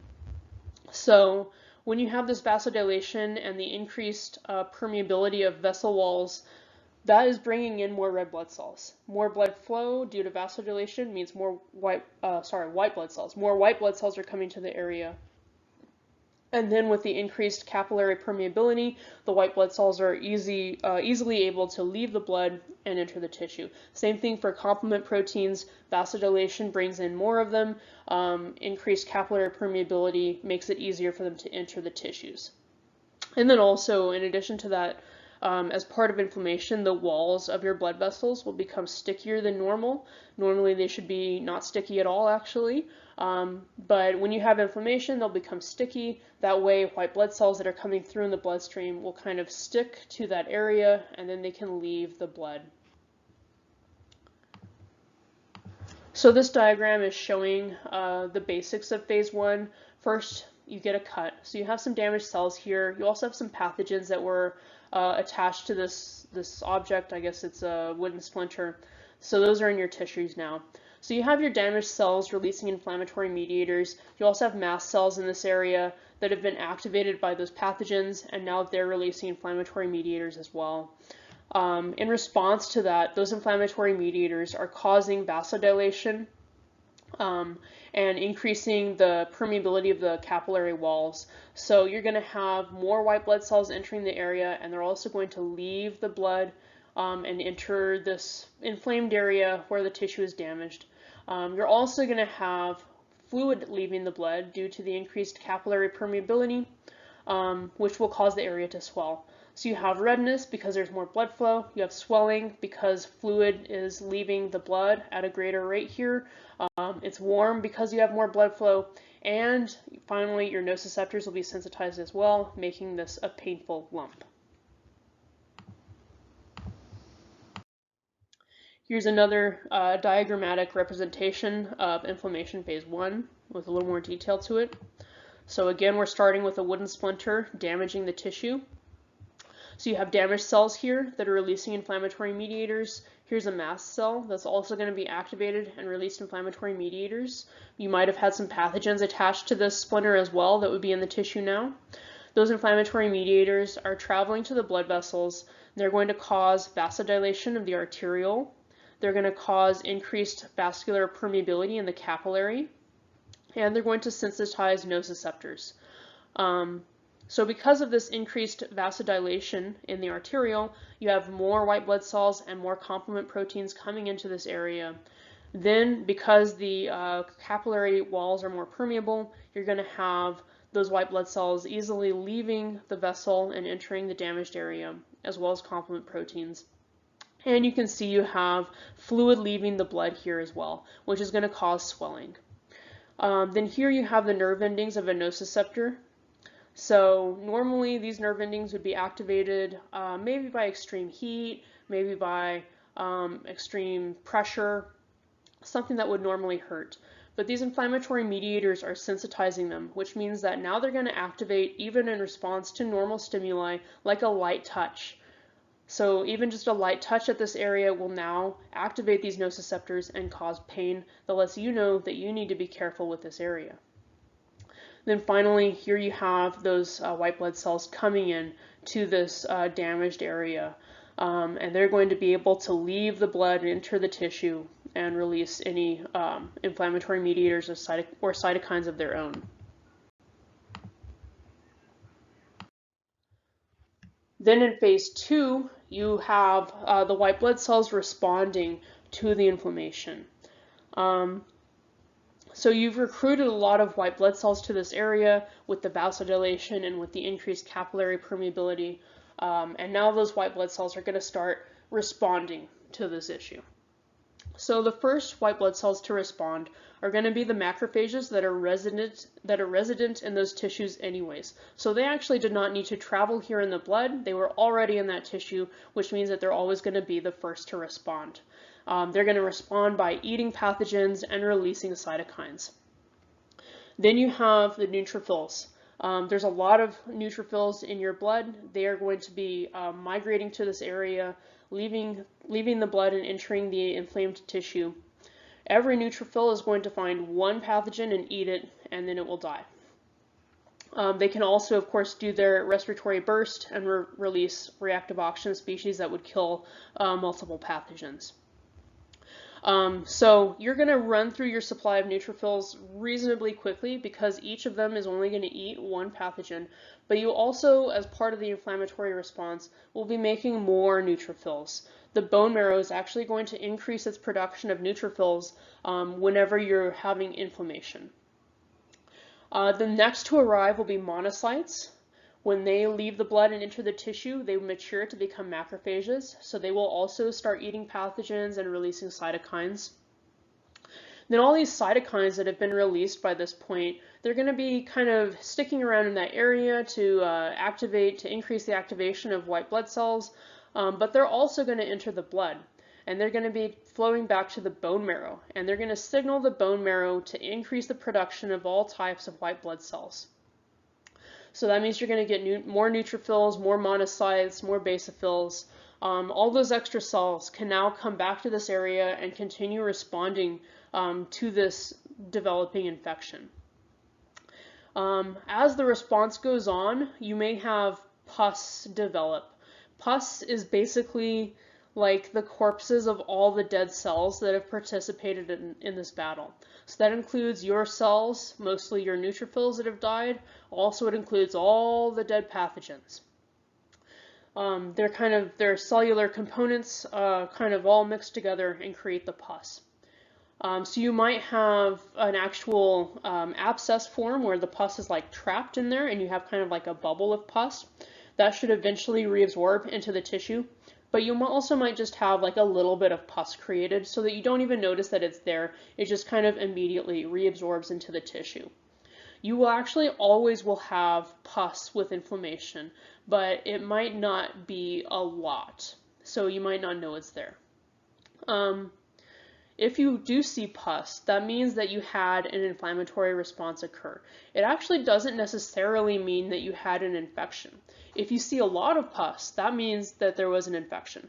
But if it was just some pus, that actually doesn't necessarily mean that you had an infection. It just means your innate immune system activated, those cells responded, and some of them died, which they will naturally do. So here in this diagram, you can see kind of a summary of the phase 2 of the inflammatory response. So here you have a macrophage. A resident macrophage is eating pathogens. It's also releasing cytokines. Here you have a neutrophil that's coming in from the blood. It's leaving the blood because of that increased capillary permeability. It's easier for it to do that. So now it's in the tissue, and it's going to either do a respiratory burst and kill cells that way, or I should say, it's going to eat a single pathogen cell and then die. Meanwhile, you also have mast cells that are continuing to release inflammatory mediators that are increasing this inflammatory response. And then as time passes, it's not shown in this diagram, but you would also have monocytes coming through in the blood, leaving the blood and becoming macrophages in the tissue that are also eating pathogens and releasing cytokines. Then you can see that some of these cytokines that are being released by this macrophage are traveling back into the blood. So those are going to go ultimately to the bone marrow and cause the production of white blood cells to increase, including your neutrophils, your monocytes, and other cells as well. So here's another graphic for the second phase of inflammation. So first you have, of course, your tissue damage, and then in phase 1, you're going to end up with increased, with vasodilation, with increased vessel permeability, and with sensitized nociceptors. Then in phase 2, you're going to have your macrophages come in. They're going to start eating pathogens. If you had some damaged cells that basically died, they could also eat the debris from those cells as well. Next, you're going to have your neutrophils come in. They're going to be able to stick to the capillary walls because they're going to be stickier than normal. Then, due to the increased vessel permeability, they will be able to leave the capillary walls and enter the tissue. And then they're going to start eating pathogens or releasing, doing their respiratory burst and releasing reactive oxygen species. Then you're going to have more monocytes come by, also stick to the capillary walls and exit the vessel. Once they've exited, they mature to be macrophages, and then they start eating pathogens as well. And all these macrophages would have been releasing cytokines that would go back into the bloodstream. and then signal to the bone marrow that it is time to make more white blood cells. So the production of white blood cells or leukopoiesis is going to increase.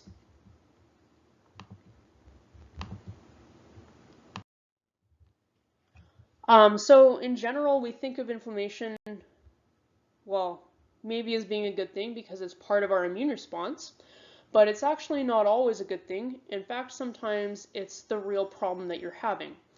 A lot of the traditional symptoms that we think of as, sickness symptoms are not due to the pathogen that's infecting your body at all. They're actually due to inflammation.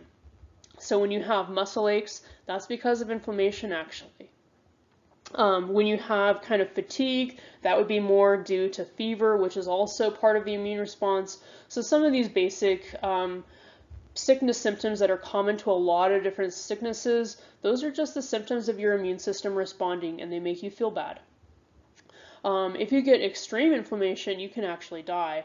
So in anaphylactic shock or in septic shock, you have way too much inflammation all over your bloodstream, and all your vessels are dilating and their permeability is increasing, so your blood pressure is dropping to such a level that you're not able to supply blood to your organs and you die. So in some cases, inflammation can actually be what kills you. You also have a lot of diseases that have a large role to play for inflammation in the development of the disease and in the symptoms of the disease. Actually, any disease that ends in itis means inflammation. So arthritis, inflammation of the joints; hepatitis, inflammation of the liver; nephritis, inflammation of the kidneys; meningitis, inflammation of the meninges membranes that surround your brain; irritable bowel syndrome, that's also an inflammatory disease. Then allergies and asthma, those are also involving inappropriate inflammatory responses. All of these diseases are featuring inflammation as a main part of this disease. If you would take out the inflammation, then all of a sudden the symptoms of the disease get better. But it's difficult to do that, especially without crippling your immune system so that you're not able to respond to pathogens effectively. You do need inflammation. You need activation of the innate immune system, which always involves inflammation, in order to activate the adaptive immune system. So the challenge is to kind of regulate that inflammation so that hopefully you can balance the need for a functioning immune system with the need to protect your tissues from these inappropriate inflammatory responses. Some of these conditions would involve your immune system just kind of being overactive. Maybe it's responding in an autoimmune fashion to something in your tissue that it's finding aggravating. Maybe it's identifying some part of your tissue as something that's not supposed to be there. But also in some infections, like in hepatitis infections that are caused by a virus, the virus isn't actually causing your symptoms there. It's the inflammatory response to that virus as the body is trying to take care of it. So for some of these things, there is an infection that's part of it. That would also include meningitis, but it's not the infection itself that is giving you the main problem. It's the inflammation, which is really swelling that organ up to a large size and interfering with its ability to do its job. A similar thing is true of young people who are dying of COVID-19 now. For a lot of them, it's not necessarily that the virus is too aggressive and it's destroying their systems, but it's more that their immune system is over-responding. And they have massive inflammation in multiple different organs, which then leads to their death. So I'm not trying to say that the virus isn't causing that death. It is. That wouldn't happen to them if they weren't infected with the virus. But the virus is maybe more causing the death indirectly, not so much directly causing it, but indirectly causing it by causing the immune system to overreact in this way. You also have problems with chronic inflammation. Inflammation, kind of low-grade chronic inflammation, has a role to play in a lot of serious long-term diseases, including psychiatric diseases or neural diseases like depression or Alzheimer's. also including cardiovascular disease and metabolic diseases like obesity and diabetes. It also has a role to play in cancer. So a lot of these are very serious conditions, like cardiovascular disease is the leading cause of death. Cancer is not so far behind. And inflammation has a significant role to play in the development of these diseases.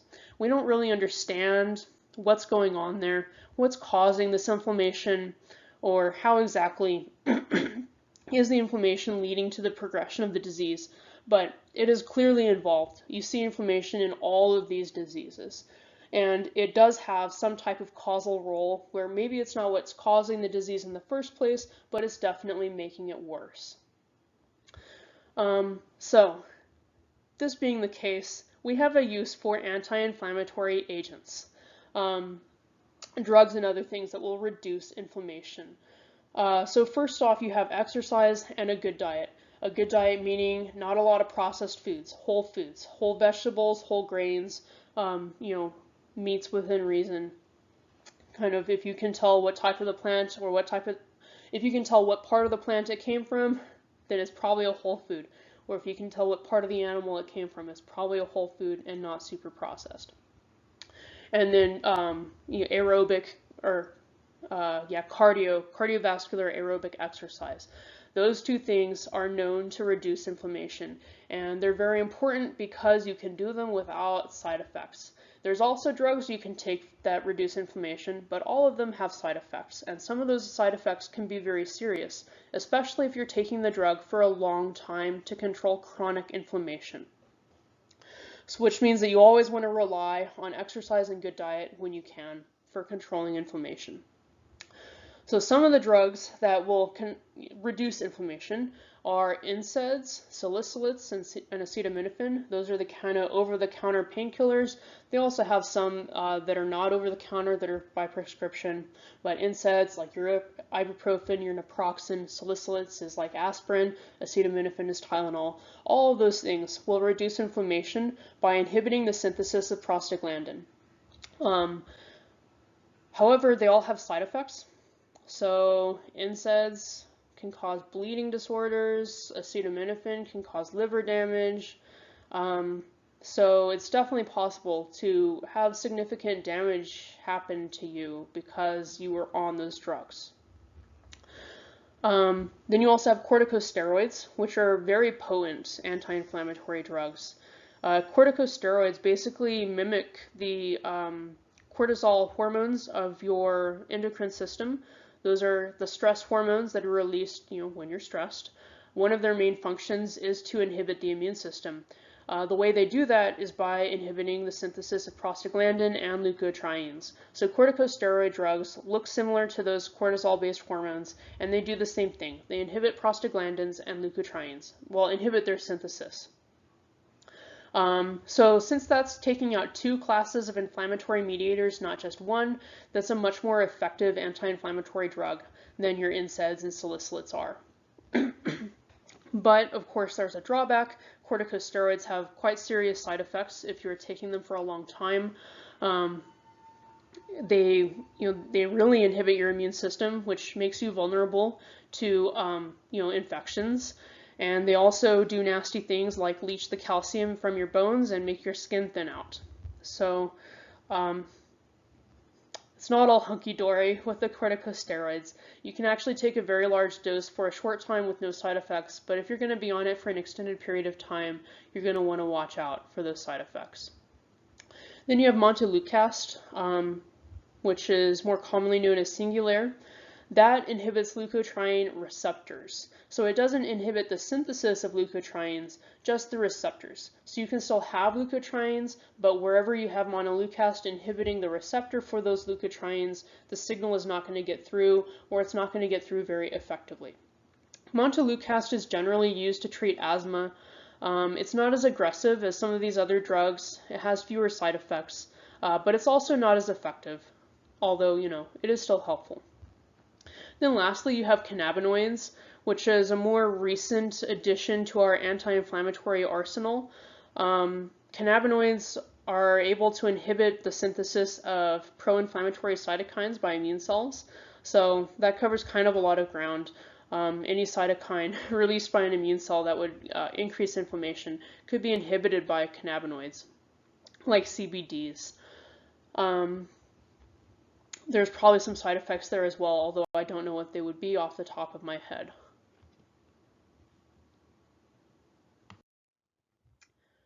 Finally, the last part of the innate immune system's response is fever. Fever is caused by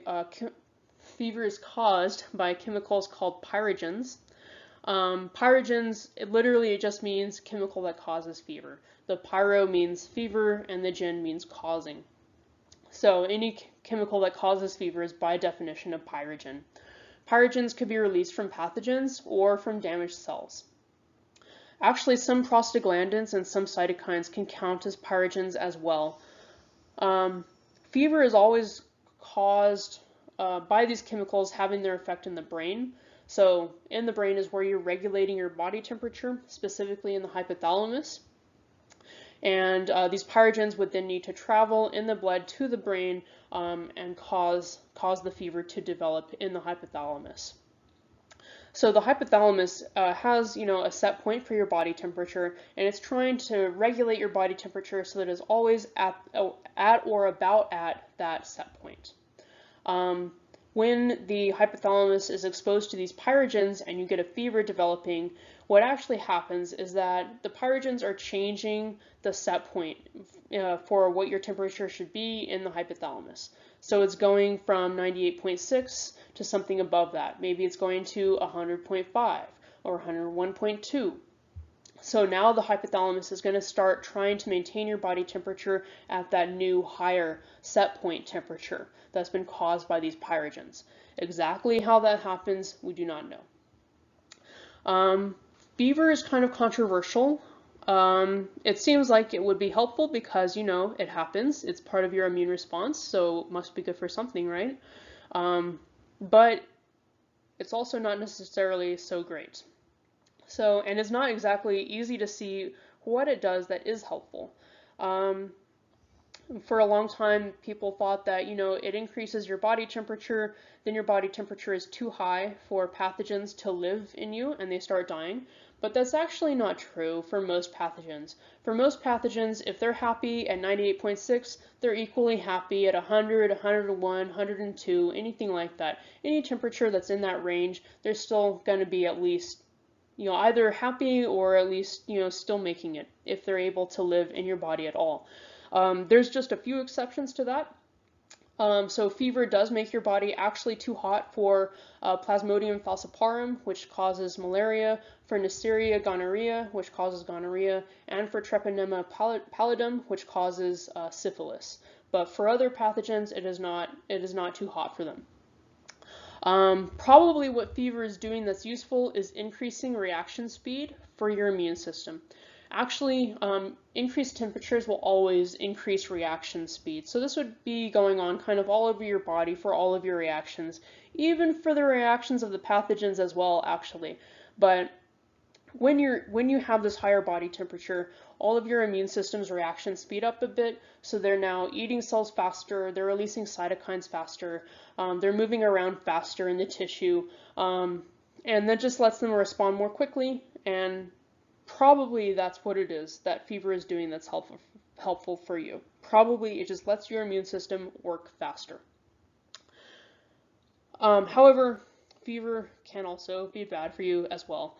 Fever is responsible for some symptoms of sickness that are quite common to different sicknesses. So chills, malaise, which is just kind of a general bad feeling, like when you just kind of feel bad, that's malaise. So chills, malaise, also fatigue, those could all be caused by fever, or they're all generally caused by fever. Also, if your fever gets too intense, it can be serious for you. It can actually cause you to enter a coma, it can cause brain damage, and it can cause death if your brain sustains too much damage. Basically, at high temperatures, some of your proteins will begin to denature, then they can't do their jobs anymore, and if you're losing kind of key enzymes because they're denatured because it's too hot, eventually you're going to have cells dying, and if that's happening in the wrong organ, like your brain, there's only so much cell death you can sustain in that organ and be okay. But overall, we're probably a little bit more worried about fevers than we need to be. Just because you have a fever of 104 doesn't mean something bad's going to happen to you. Actually, these really serious symptoms only occur with a fever that's really high, like 108 and up. Of course, you wouldn't want to get to a fever of 108 and then realize that you need to go to the hospital because that might be a little bit too late. So, it's good to try and address that fever before it gets to that point. But just know that you're not going to be in danger because you have a fever of 104 or 105. It's only the possibility that the fever could increase past that point that would be dangerous. Overall, inflammation is much more dangerous for you than fever is, given its role in many, many serious diseases. And now we'll go over the third line of defense, or the adaptive immune system, which is somehow even more complicated than the innate immune system. So the adaptive immune system is always responding to a specific pathogen, unlike the innate immune system, which has the same response for everything. Also, the adaptive immune system takes a long time to start its response, whereas the innate immune system begins its response right away. And as you remember, one of the functions of the innate immune system is to activate the adaptive immune system. So we'll go over how that happens in the coming slides. First, a general overview of the adaptive immune system. It has two branches, cell-mediated and antibody-mediated, or humoral. So cell-mediated and antibody-mediated are kind of the more modern terms for the two branches of the adaptive immune system. The humoral division is kind of an older term that's not really as accurate. You have two basic types of cells in the adaptive immune system, B cells and T cells. The B cells are for the humoral or antibody-mediated response. The T cells are for the cell-mediated response. Both of those cells are using antigens to identify specific pathogens. And you also have subtypes, especially for T cells. There's a number of different types of T cells, which we'll go over. You have two main types of chemicals in the adaptive immune system, antibodies, which are released by B cells, and cytokines that are released by all types of cells in the adaptive immune system. And it has several functions. First, of course, destroying pathogens. Also, it causes chemicals to be released from immune cells that would lead those immune cells to be attracted to the area, activated, and cause them to proliferate. And then finally, the adaptive immune system can activate the innate immune system as well. So when your immune response begins, first you have the innate immune system activate, and then you need that innate immune system to activate the adaptive immune system. But once the adaptive immune system is activated, it can also feed back onto the innate immune system and increase the activation of the innate immune system, which overall just gives you a stronger immune response that will hopefully be effective. So an antigen is literally an antibody generator, and it's defined as a molecule that one specific antibody can bind to. So in addition to antibodies binding antigens, you also have B cell receptors and T cell receptors that are able to bind antigens specifically, one specific antigen. Those receptors actually look almost just like antibodies themselves. In general, antigens are proteins. They could also be carbohydrates, oligosaccharides or polysaccharides, or lipids, or even metals. Usually an antigen is a complicated molecule. It has to have a complicated shape so that one antibody can recognize it and distinguish it from all other molecules in the world. Ideally. But then you also have some antibodies that can recognize specific metals. I'm not sure exactly how that works because metals are small and simple, but it does work. Every antigen has an epitope, or also called an antigenic determinant, which is the part of the antigen that actually binds the antibody or the receptor. So that's the part that's actually being recognized by the antibody or receptor. Then you have different types of antigens. You have immunogens, self-antigens, and haptens. Immunogens are antigens that cause an immune response, that generate an immune response. A self-antigen is an antigen on your own cells that's part of you. in general, self-antigens are not immunogens. Actually, they should not be immunogens unless there's something wrong with the immune system. Then you have haptens. A hapten is a small antigen that doesn't actually act as an immunogen, so it's not recognized by antibodies or receptors unless it's carried by a protein, unless it's attached to a carrier protein that makes it big enough to recognize. And then all antigens can be considered either endogenous or exogenous antigens. Usually endogenous means that it comes from within you, and exogenous means that it comes from outside of you. But in this case, endogenous antigens are from inside of a cell, and exogenous antigens are from outside of the cell, from one of your cells. So endogenous from inside your cells, exogenous from outside your cells. So any extracellular pathogen, any pathogen that lives outside of cells would have exogenous antigens. But you also have pathogens that are intracellular that live inside of a host cell. Those all have endogenous antigens. Self-antigens are also endogenous. Viruses are always intracellular pathogens, so any viral antigen is going to be an endogenous antigen. And then you also have cancer cells, since they have mutations in their genes. They can have different proteins, or proteins that look different from your proteins, and those can be recognized as antigens. Those would be endogenous antigens as well. So first we'll go over the cell-mediated immune system with the T cells. T cells have T cell receptors, which are the receptor that allows them to recognize antigens. You have millions of different T cell clones in your body. A T cell clone would be all of the T cells that recognize one specific antigen. So for any given T cell clone, you would have maybe a couple of cells in that clone at any given time. So two or three different T cells in your body that can recognize the same antigen. Once the adaptive immune system activates, those cells should proliferate so that you have a lot of them. T cells are always produced in the bone marrow with all the other lymphocytes, but they mature in the thymus, which is why they're called T cells. So in the thymus, the T cells are kind of being sorted. You're culling, basically, or cutting out or killing the T cells that don't recognize antigens, and the T cells that recognize self-antigens. Right, so T cells that don't recognize antigens are essentially functionless. They won't respond to pathogens, and T cells that recognize self-antigens would cause your immune system to attack your own body. So it's really important that you weed those things out, especially the T cells that recognize self-antigens. Those will cause serious problems if they're left alive. So that's the job of the thymus. Most of the T cells that are matured in the thymus don't make it. And they're killed off. So either they didn't recognize an antigen or they recognized a self-antigen.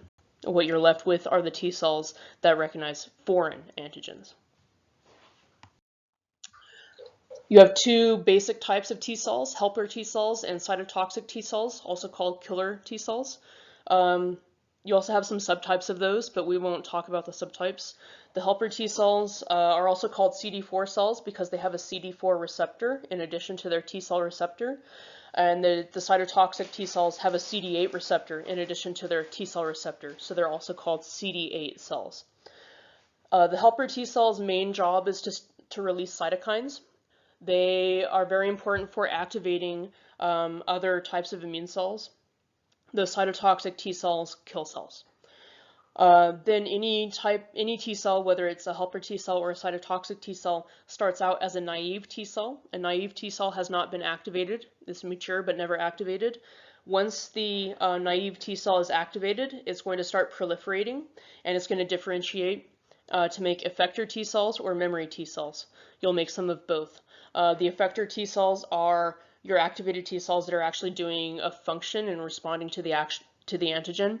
Your memory T cells just kind of chill out. They live for a very long time, and then if you're ever exposed to that antigen again, then they will activate and respond very quickly.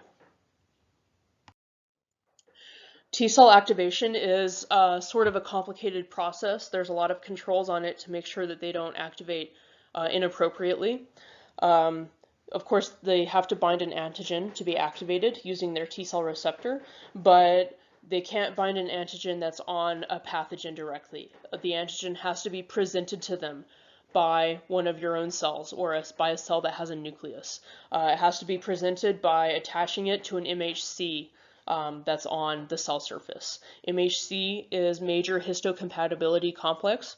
It's a complex of proteins that would be found on cell membranes for any cell that has a nucleus. It's called histocompatibility, major histocompatibility complex, because those proteins are really important in determining if a transplant will be rejected or not. And it's only found on cells that have a nucleus. So the major type of cell in your body that doesn't have a nucleus is the red blood cell. Those don't have MHCs. They cannot present antigen. They cannot activate T cells. You have two types of MHC, MHC class 1, MHC class 2. MHC class 1 is found on all of your cells that have a nucleus.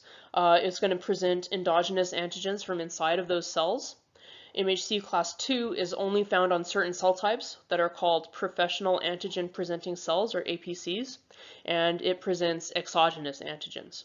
Your MHC class 1 is only able to activate cytotoxic T cells. It activates those cells because they have the CD8 receptor, and the CD8 receptor can bind MHC class 1. So for a cytotoxic T cell to be activated, it has to have its CD8 receptor bind MHC class 1, and it has to have its T cell receptor bind the antigen that's shown on MHC class 1. For MHC class 2, that is only going to activate helper T cells. MHC class 2 is found only on antigen-presenting cells. Those would be macrophages, dendritic cells, and B cells. And it's only going to activate helper T cells because the CD4 receptor that those cells have binds to MHC class 2. So for a helper T cell to be activated, it has to have its CD4 receptor bind the MHC class 2 on an antigen-presenting cell, and it has to have its T cell receptor bind the antigen that's presented on the MHC class 2. Naive T cells have to bind the MHC with a presented antigen to activate. Your memory T cells, when they activate upon re-exposure to the antigen, they activate much more quickly, much more easily. They actually don't need antigen to be presented to them on an MHC. Okay, so now we'll go over how antigens are presented on MHC class 1. So first you have the MHC class 1 complex made. It's inserted into the membrane of the rough endoplasmic reticulum.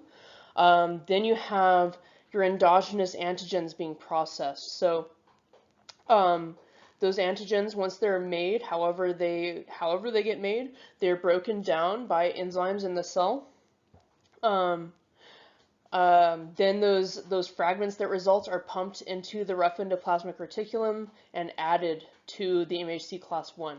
Then the MHC class 1 with the antigen fragment attached to it kind of buds off of the rough endoplasmic reticulum and ends up on a vesicle. So a little segment of the membrane of the rough ER pinches off where it contains the MHC with the antigen, and that ends up as a vesicle that then goes it actually goes to the Golgi apparatus. That's not shown here, but the Golgi apparatus is always responsible for sorting proteins and sending them where they need to go. So it goes to the Golgi apparatus and then is sent to the cell surface. The vesicle will fuse with the cell membrane, and then the MHC class 1 with the antigen is presented on the cell surface. And again, that happens in every cell with a nucleus. So all cells that have a nucleus are constantly presenting antigens. That includes their self-antigens, also any antigens associated with pathogens that are inside of them on MHC class 1. Here's how MHC class 2 is presented. So your MHC class 2 is also, it's made by a ribosome and ends up in the membrane of the rough endoplasmic reticulum. Then you have your pathogen, your exogenous pathogen, or your extracellular pathogen engulfed by the cell by phagocytosis. It ends up inside of a vesicle That vesicle then fuses with the lysosome. The lysosome contains enzymes that destroy the pathogen and break down its molecules. So then you have the antigens that were on that pathogen ending up as little fragments inside this lysosome. Then your rough endoplasmic reticulum membrane is going to bud off so that you end up with a vesicle that has your MHC class II on it, and that vesicle fuses with the lysosome so that the antigen fragments mix with the vesicle that has the MHC, and they will end up binding the MHC, and then that vesicle is sent to the cell membrane ultimately. The vesicle fuses with the cell membrane, and your MHC class II with the antigen presented on it ends up on the cell membrane, on the cell surface. That would be occurring only, again, in antigen-presenting cells, your macrophages, dendritic cells, and B cells. Those antigen-presenting cells also present their self-antigens on MHC class I. They do both. So now we'll talk more about how T cells are activated. The process is called clonal selection because you're activating one T cell clone, all the cells that recognize the same antigen. So you have your naive T cell bind an antigen that's on the MHC class, whether it's class 1 or class 2. For your naive helper T cells, they would bind to an antigen that's on MHC class 2. Your naive cytotoxic T cells bind an antigen that's on MHC class 1. And the difference is determined by the CD4 or CD8 receptor, right? Because CD4 receptor binds MHC class 2, CD8 receptor binds MHC class 1. So in the picture here, you have a dendritic cell that is an antigen-presenting cell, so it has MHC class 2, but it also has MHC class 1. Here you have its MHC class 2 with an antigen on it. The helper T cell it uses its T cell receptor to bind that antigen, and then the CD4 receptor binds the MHC class 2. Then here you have a cytotoxic T cell that's binding an antigen that's on MHC class 1 using its T cell receptor, and then it has its CD8 receptor binding the MHC class 1 itself. Then you also need co-stimulators, which are extra receptors on the dendritic cell and on the T cells. Those co-stimulators need to recognize each other also. Usually those are other CD receptors, but they can also be other molecules. And you need several different co-stimulators to all bind in order for activation to be complete. So the T cell receptor actually doesn't have great affinity for antigens, which means it doesn't bind the antigen very strongly. It only binds it weakly. And that's why you need also the CD4 and CD8 receptor to bind the MHC, and you also need these co-stimulators. Every receptor that binds to recognize the cell only binds weakly, and so you need a lot of them to bind all at the same time to have full recognition. That's important because it makes it harder to activate T cells, and that makes it less likely that T cells are going to be activated inappropriately when you actually don't have a pathogen present. If you were to activate them when there's no pathogen, then you would have an autoimmune disorder. So in addition to all those molecules and receptors that have to bind between the cell presenting the antigen and the T cell, you also have cytokines. So the helper T cells will release IL-2, which is interleukin-2, and that is necessary for TC cells, for the cytotoxic T cells to fully activate.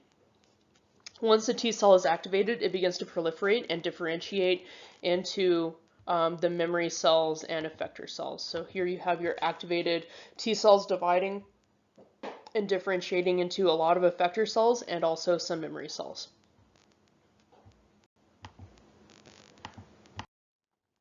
So a little more on the co-stimulators. Again, the T cell receptor, which would be that would be this one right here. It actually binds the antigen pretty weakly. So you need all these co-stimulators to increase the strength of the binding so that the T cell will actually attach to the cell that's presenting the antigen to it. So here you have your CD4 or CD8 binding the MHC, and then here you have co-stimulators. As you can see, a lot of them are CD receptors, but you also have some other things in there too. You don't need to know the specific co-stimulators at all. That's just a representation so you can see how many there are.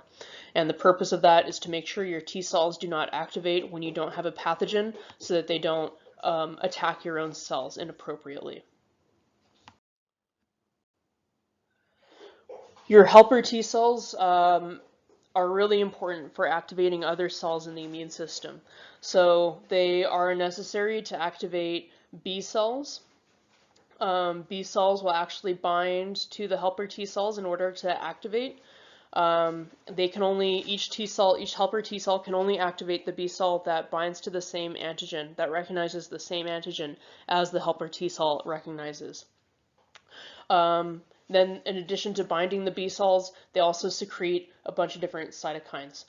So they secrete IL-3, interleukin 3, that increases the activity of macrophages. They release IL-2, interleukin 2, that's needed to activate your cytotoxic T cells, and it also makes the cytotoxic T cells proliferate more quickly.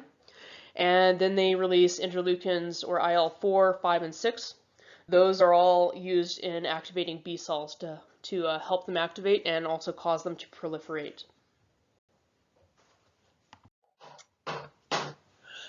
Then your cytotoxic or killer T cells, of course, their main role is to kill cells. So they have a couple different ways that they can kill cells. They can cause the cell that they have recognized using MHC class 1. They can cause that cell to enter apoptosis, which is programmed cell death.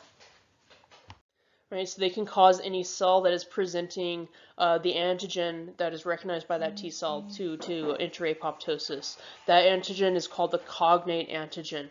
An antigen that's recognized by a particular cell is the cognate antigen for that cell. In addition, your cytotoxic T cells can inject enzymes into the cells that they have recognized by the cognate antigen. They can inject enzymes that will degrade the contents of the cell. So here you have your activated cytotoxic T cell binding to a cell that is presenting the cognate antigen for that T cell on its MHC class 1. Oh, actually, I just noticed that these labels are backwards. This would be your T cell receptor on the T cell, and the MHC class 1 is on the target cell, not on the T cell. And then here you have the CD8 binding that MHC class 1. So once the T cell has bound to its target cell, it has recognized the antigen presented by that target cell, it's going to release molecules called perforins, proteins called perforins, that are going to form little pores in the membrane of that target cell, and then you can have enzymes entering the target cell. Those enzymes can degrade the contents of the cell and can cause the cell to enter apoptosis. So here you have the target cell, dying after its contact with the cytotoxic T cell. So transplant rejection is generally based on the responses of T cells to foreign tissue, because the cytotoxic T cells are the ones that recognize MHC class 1, or antigens presented on MHC class 1, which almost any transplanted cell would present antigens using. You have 4 basic types of transplants: autografts, isografts, allografts, and xenografts. Autografts are when you have a tissue transplanted to a different part of the same person. So for instance, if you had a bad burn and they took some skin from somewhere else on your body and moved it to the burned area, that's an autograft. You can have an isograft. That's where your new tissue is transplanted from an identical twin. Of course, that's very rare. Then allografts involve tissue being transplanted from another person who's not genetically identical to you, so who's not your identical twin. And finally, xenografts, where tissue is transplanted from a member of a different species. So of course most of our transplants are allografts. We also have a lot of xenografts used in research, and the allografts and xenografts would cause the T cells to activate potentially and attack the grafted tissue. So here you have a study using xenografted tumors in mice. These are nude mice, which means they are mice that do not have an immune system. They've been genetically altered so that they have no functional immune system at all. That way they won't reject the xenograft. And these tumors have been surgically implanted on these mice. They're human tumors, surgically implanted onto the mice. You have to have nude mice, or else the mice's immune system will reject the tumor. Then the mice were treated with drugs, with epithalone drugs, which are being looked at by this group of scientists as potential anti-tumor treatments. And you can see the size of the tumor decreasing over time as the mice are treated with the drug every day. Well, actually, sorry, not every day, as shown on this graph here, right? So every time you have these would be days after implantation of the tumor, and every time you have an arrow, the mice got a dose of the epithalone drug that they were being tested. Here you have the size of the tumor. As you can see, it goes down steadily. And then here you have the body weight of the mice themselves. You can see that their body weight decreases every time they get an injection of the drug. So the drug is actually toxic to the mice, but it's not, it's less toxic than the tumor. And the body weight of the mice does recover between treatments. The bottom graphs are showing how different drugs, different of these epithalone drugs, worked to treat the tumors. In black, you have the control mice that had a xenografted tumor but didn't receive treatment of any type. So you can see how fast those tumors would have been growing on their own, and how the drugs are either slowing that growth or really reducing the mass of the tumor to almost nothing. So a lot of research on cancer and tumors needs to be conducted in animals so that you're not harming people. But in order to do that, you would need generally to xenograft cancer tissue onto those animals, and they need to be nude animals that don't have an immune system, so they won't reject the graft. So that's one of the most common uses of xenografts. In transplant rejection, the cytotoxic T cells are activated by the foreign antigens that are presented on MHC class 1 of the newly transplanted cells. That starts off an immune system response where you also have the innate immune system being activated, and you have inflammation in that area that causes damage to all the blood vessels in that transplanted tissue, and ultimately to the organ itself. So here you have a slice of heart tissue, a slice of myocardium. This was a transplanted heart that was being rejected. So here you can see the cardiomyocytes. You can see them branching as they do. But normally they're not so far apart from each other. Here in between them, you have all these little immune cells that have moved into the heart tissue as part of the rejection reaction of the immune system. So in order to prevent that from happening with your transplanted tissue, it's important to find a donor who's genetically similar to the patient who's going to receive the transplant, so that they have the same antigens and it's not as likely to be rejected, or they have more similar antigens at least. Specifically, it's actually usually the MHC complex itself that is recognized as an antigen, a foreign antigen, and causes transplant rejection. So you want to find someone who has a similar genes that give rise to the MHC. There's actually a bunch of different genes that make proteins that are part of the MHC complex. Those are called HLA genes. HLA stands for human leukocyte antigen. Most of those HLA genes are related to the MHC complex. So you want to find someone who has similar HLA genes. Those are the genes most commonly associated with rejection. So if someone has similar HLA genes, they're less likely to have the transplant be rejected, even though it's still possible. If you had an identical twin, the HLA genes would be identical, and then it's not possible for a rejection to occur. The other thing you can do is give the patient immunosuppressants.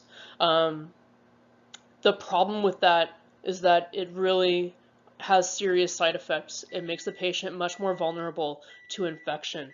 But if you have, if you really need a transplant and you can't live without it, sometimes that has to happen. Or if, you did have a similar HLA profile as the donor, and so it should have been accepted, the transplant should have been accepted, but actually your immune system did reject it, then you would need immunosuppressants to prevent the organ being destroyed by your immune system. You can also have such a significant immune reaction that you end up entering septic shock. Right, so it can be very dangerous to have that transplant rejection. You need to treat with immunosuppressants to prevent it. Of course, people who are on immunosuppressants right now are, in significant danger from COVID-19, as would be the case with most infections. There's also certain types of transplants that don't cause rejection so much. So a hematopoietic stem cell transplant or an HSC transplant would mean that you are replacing the stem cells in a person's bone marrow with a different person's bone marrow stem cells. Those are the cells that give rise to all the different blood cells, including the white blood cells and the lymphocytes. So if you replace all those HSC cells with the donor cells, then you're essentially replacing the immune system, especially the adaptive immune system. You're replacing the patient's adaptive immune system with the donor's adaptive immune system. That means that it's not going to be recognizing, you don't have any cells left, I guess, that can recognize the donor's cells as foreign. Then in a blood transfusion, you wouldn't have rejection because your red blood cells don't present antigens at all, actually, since they don't have a nucleus. They don't use MHC to present antigens. Therefore, they can't activate T cells, cytotoxic T cells at all. So that's cell-mediated immunity. Now we'll switch to antibody-mediated or humoral immunity. That involves B cells. B cells also have receptors that bind antigens. Those are called B cell receptors in this case. They are basically antibodies that are attached to the surface of the B cell. Just like you have a T cell clone, you also have B cell clones, millions of different B cell clones in your body, each one having just a couple of cells at any given time unless it's been activated. A B cell clone would be all of the B cells in your body that recognize the same antigen, or that have the same B cell receptor for the same antigen. B cells are called B cells because they're not only produced in the bone marrow, they're also matured in the bone marrow. So it'd be the bone marrow that weeds out B cells that don't recognize antigens or that recognize self-antigens. And again, most of the B cells don't make it out of that process, and it's very important that the process happens correctly so that you don't recognize self-antigens as foreign. Your B cells actually don't live a long time. T cells do live for a long time. They're matured kind of in your childhood when you have a large thymus, and the thymus gets smaller as you age. And those T cells that were matured in your childhood are supposed to last you your whole life. But B cells don't live that long. They'll live from some days to some weeks. So the bone marrow is continually making new B cells and maturing new B cells. You have a couple types of B cells. All B cells before they're activated are naive B cells. Once they're activated, they proliferate and differentiate into a couple types of cells, the plasma cells and the memory B cells. Your plasma cells are B cells that are basically just factories producing antibodies, and the memory B cells are very long-lived, and they just kind of chill out and wait for the antigen to come around again. So if you're exposed to that antigen again, they activate quickly and respond quickly. Your naive B cells, if they're not activated, if they don't differentiate into plasma cells and memory B cells after being activated, then they just die and are replaced. The antibody-mediated immune response can be divided into 3 phases. In phase 1, the B cells are activated. In phase 2, your plasma cells start mass-producing antibodies, and the antibodies have their effects on the pathogen. In phase 3, you have the memory B cells that remain in the blood so that in the future you respond more quickly.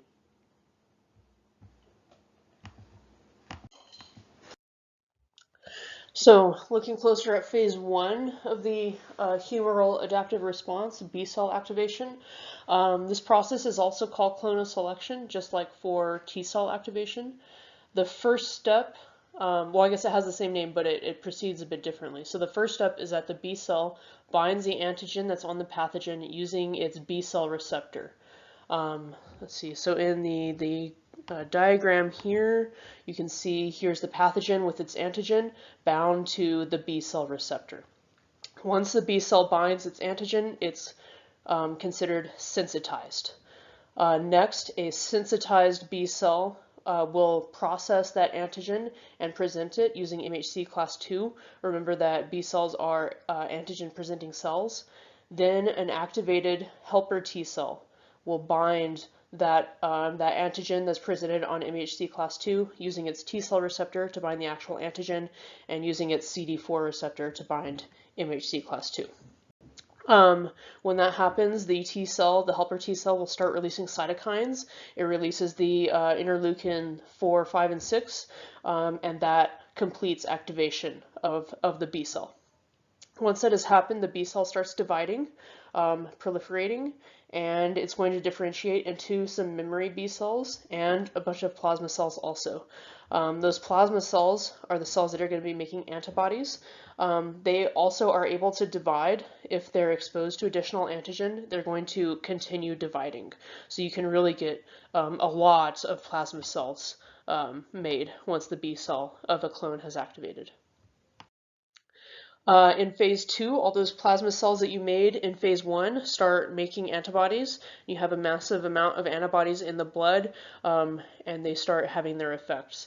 So we'll talk a little bit more about antibodies now. They're also called immunoglobulins or gamma globulins.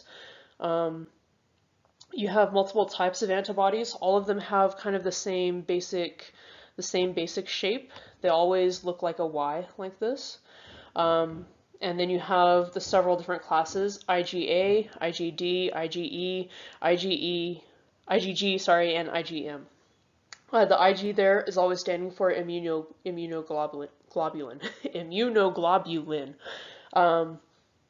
All those different classes have similar functions, but they also have some differences in their function. So some of them are more specialized for certain tasks than others. Each of those antibodies in each class is going to have 4 subunits. You have 2 light chains. That's one, or actually, sorry, that's one light chain. That's the other light chain. And then you have 2 heavy chains. That's one heavy chain, and then that is the other heavy chain. On each of those chains, you have 2 regions: the variable region in green and the constant region in orange. The constant region is the same for every antibody of that class, and it would be different for different classes. So IgA has a constant region that's characteristic of IgA, and IgD has a different constant region. That constant region is really important for the functions of the antibody, for the effectors of the antibody. Then you have the variable region, which is unique to each it's unique for each antibody that binds a particular antigen. So with the variable region, that's where the antibody would actually be recognizing the antigen. So the variable region is going to correspond to the specific antigen that this antibody recognizes. So that would also contain what's called the antigen binding site at the end of the variable regions.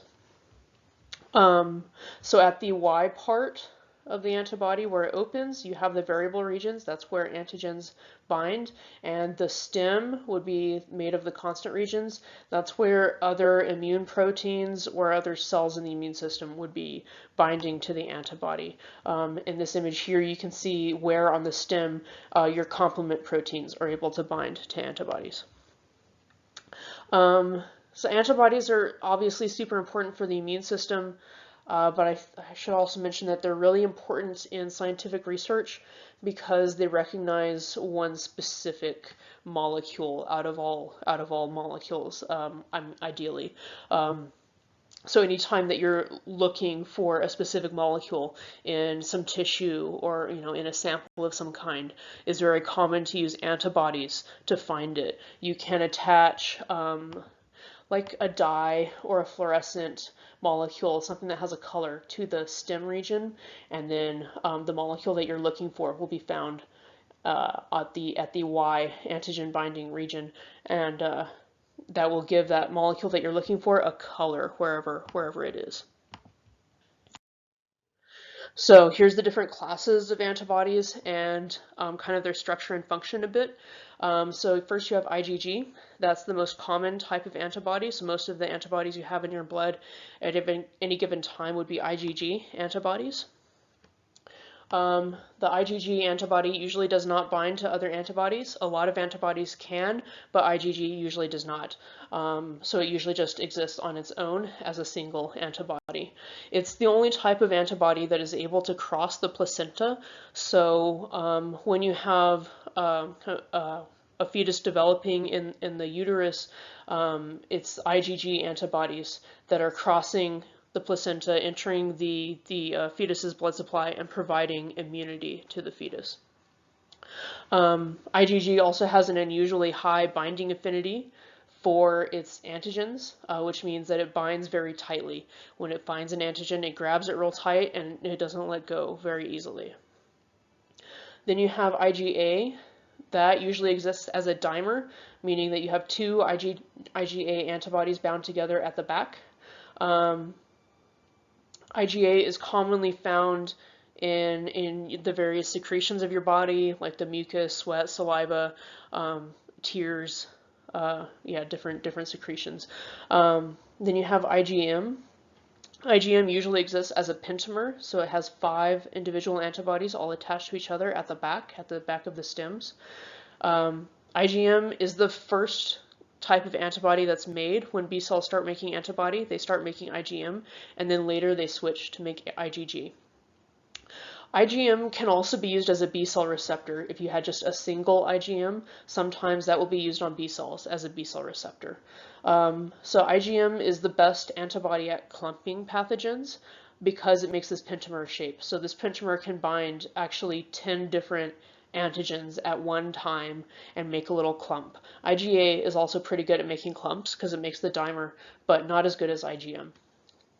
Next you have IgE, which is a very uncommon antibody. It also generally doesn't bind other antibodies, so it exists as a single antibody. It would more commonly be produced in response to infestation with a parasite, and is also implicated in allergies. So in allergies, one of the early things that happens is that your B cells start making IgE antibodies. Those attach to mast cells and make the mast cells release histamine, and then that causes the inflammation and the sniffles associated with your allergies. Ultimately, also eosinophils can be recruited. Next, you have IgD. IgD is also an unusual antibody. It's not secreted into the blood by B cells. So it doesn't actually act really as an antibody functionally. Instead, it's used on the cell surface as a B cell receptor. Class switching is the process in which a B cell can change which type of antibody it's making. So B cells will start off making IgM antibodies, and then they will generally class switch to make IgG antibodies instead. The way that happens is that the B cell changes out the constant region. It starts making a different constant region that's associated with a different class of antibody, but it still makes the same variable region, because if you change the variable region, you're going to change what antigen that antibody actually recognizes. So the B cells will always make the same variable region, but they can make different constant regions to make different types of antibodies. These are the functions of antibodies. Actually, antibodies have a lot of functions. This is not a complete list, but this is some of the most common ones. So one of the very most common ones is agglutination. Agglutination just means clumping. So you can have, let's see, that would be shown over here. You can have, every antibody is actually able to bind 2 different pathogens. Each kind of arm of its stem Each antigen binding site can bind one antigen on one pathogen. So any antibody can participate in making clumps, but especially those antibodies that are a dimer or a pentamer, the IgA and IgM, most especially, those can really easily make large clumps of pathogens. If you have something that's not a pathogen, but instead it's a molecule, like a toxic molecule, like a toxin, that could be clumped as well by antibodies, but we don't call that agglutination, we call that precipitation. So anytime you have an antigen that's dissolved in the solution, it would be precipitated when antibodies make it clump, not agglutinated. In either case, once you have these clumps of the pathogen or the toxin, that makes it easier for your phagocytes to ingest the pathogens and get rid of it. Another major function is opsonization. Remember, opsonization is enhancement of phagocytic activity by coating the pathogen. So your antibodies will coat the surface of the pathogen here, and that helps the phagocyte recognize the pathogen and eat it more quickly. So especially your IgG antibodies are really good at opsonization. Then you have neutralization, shown here. That basically involves antibodies binding the pathogen all over. They can also do it with a toxin or a dissolved antigen. And then once the pathogen is completely coated with antibodies, it can't really interact with anything else. So that basically makes it inactivated. It basically inactivates the pathogen. That's called neutralization. Especially your IgG and IgA antibodies are good at neutralization. Next you have complement activation, which I actually don't have a picture of here, but remember that the classic pathway of complement activation depends on antibodies, especially IgG and IgM antibodies are good at activating complement. So when that happens, your antibody will bind the antigen on the pathogen, and then complement proteins will come in and recognize that antibody bound to the pathogen and be activated and attack the pathogen. In addition to activating complement, antibodies can also increase the rate at which complement proteins form the membrane attack complex once they're activated. And remember, that puts a bunch of pores into the pathogen's membrane so that it will break apart. Another thing that antibodies can do is increase inflammation, so enhancing activation of the innate immune system. They can do that by activating complement proteins. Again, the IgG and IgM antibodies are really good at activating complement proteins. They can also do that in the case of IgE antibodies by activating mast cells and basophils, which is something that occurs in allergies, but could also occur, in response to a parasitic infestation to be helpful. You also have antibody-dependent cell-mediated cytotoxicity, abbreviated ADCC. There you have antibodies stimulating your natural killer cells to kill infected or abnormal cells more quickly. So especially the IgG antibodies are good at that. And let's see, that's shown over here. So here you have your pathogen attached to antibodies that have recognized its antigens, and then this antibody is binding to a receptor on this natural killer cell, and it helps recruit the natural killer cell to the pathogen so that it can destroy it. Except this image is a little bit not correct actually, because this pathogen in particular is a bacteria, and this would actually be happening not in response to bacteria, but in response to cells that are infected, maybe with an intracellular bacteria or with some other intracellular pathogen, or cancer cells that are abnormal. So there's a number of therapies in development now for cancer that are trying to use antibodies that we develop against your cancer cells to try to direct the immune system to attack those cells. That would be exploiting this antibody-dependent cell-mediated cytotoxicity. The idea is that you're going to tag those cancer cells with antibodies, and then the natural killer cells will come and destroy them. One of the last things that antibodies can do is create reactive oxygen species. They're able to catalyze reactions of water, to end up forming these reactive oxygen species, such as H2O2, that's hydrogen peroxide. So your antibodies would be attaching directly to the pathogen and then catalyzing that reaction. And since it's happening right next to the pathogen, those reactive oxygen species are very likely going to react with the pathogen and interfere with it, damaging it. Next you have phase 3, which is memory. So once your antibodies have been produced and have responded to the pathogen, you'll be recovering from the infection, and those memory B cells will remain in the blood until you encounter the pathogen again, and that's phase 3, the memory phase. The first time that you are exposed to a pathogen, the type of humoral adaptive immune response that you have, or the type of adaptive immune response that you have, is a primary immune response.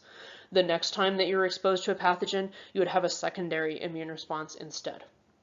In the primary immune response, it takes longer to start making antibodies. It kind of depends. I guess on the x-axis here you have weeks, not days, and on the y-axis you have antibody levels in the blood. So it might take about half a week to start making antibodies in your primary immune response the first time that you encounter a pathogen. That's because of how hard it is to activate the B cells and T cells, how many controls there are on the activation of those cells, and it takes a long time to really activate them and get a lot of B cells so you can start making a lot of antibodies, a lot of plasma cells, that is. So the lag phase of your immune response is the time before you're able to start making antibodies. In your primary immune response, that lag phase is going to be 4 to 5 days, about half a week. That would be corresponding to phase 1 of the humoral immune response, during which time the B cells are being activated. After that, you're making antibodies. You have plasma cells making antibodies. They'll be making antibodies for 1 to 2 weeks. So that at about 2 weeks, your antibody levels will peak in the blood. That would correspond to phase 2 of the humoral immune response, in which you're making antibodies and they're having their effects. As you notice here, first you start making IgM antibodies, and then after that you start making IgG. So first you have IgM, then class switching to IgG. And remember that the IgG antibodies are the ones that are really good at stuff like opsonization. The last thing that's happening there is that you're making memory B cells and memory T cells. That's not shown in this graph, of course, but that would be the last thing that comes out of your primary immune response. So that would be the beginning of the memory phase of the humoral immune response. Then the next time you encounter that same pathogen, you'll have what's called a secondary immune response instead. So that would also be like phase 3 of the humoral immune response.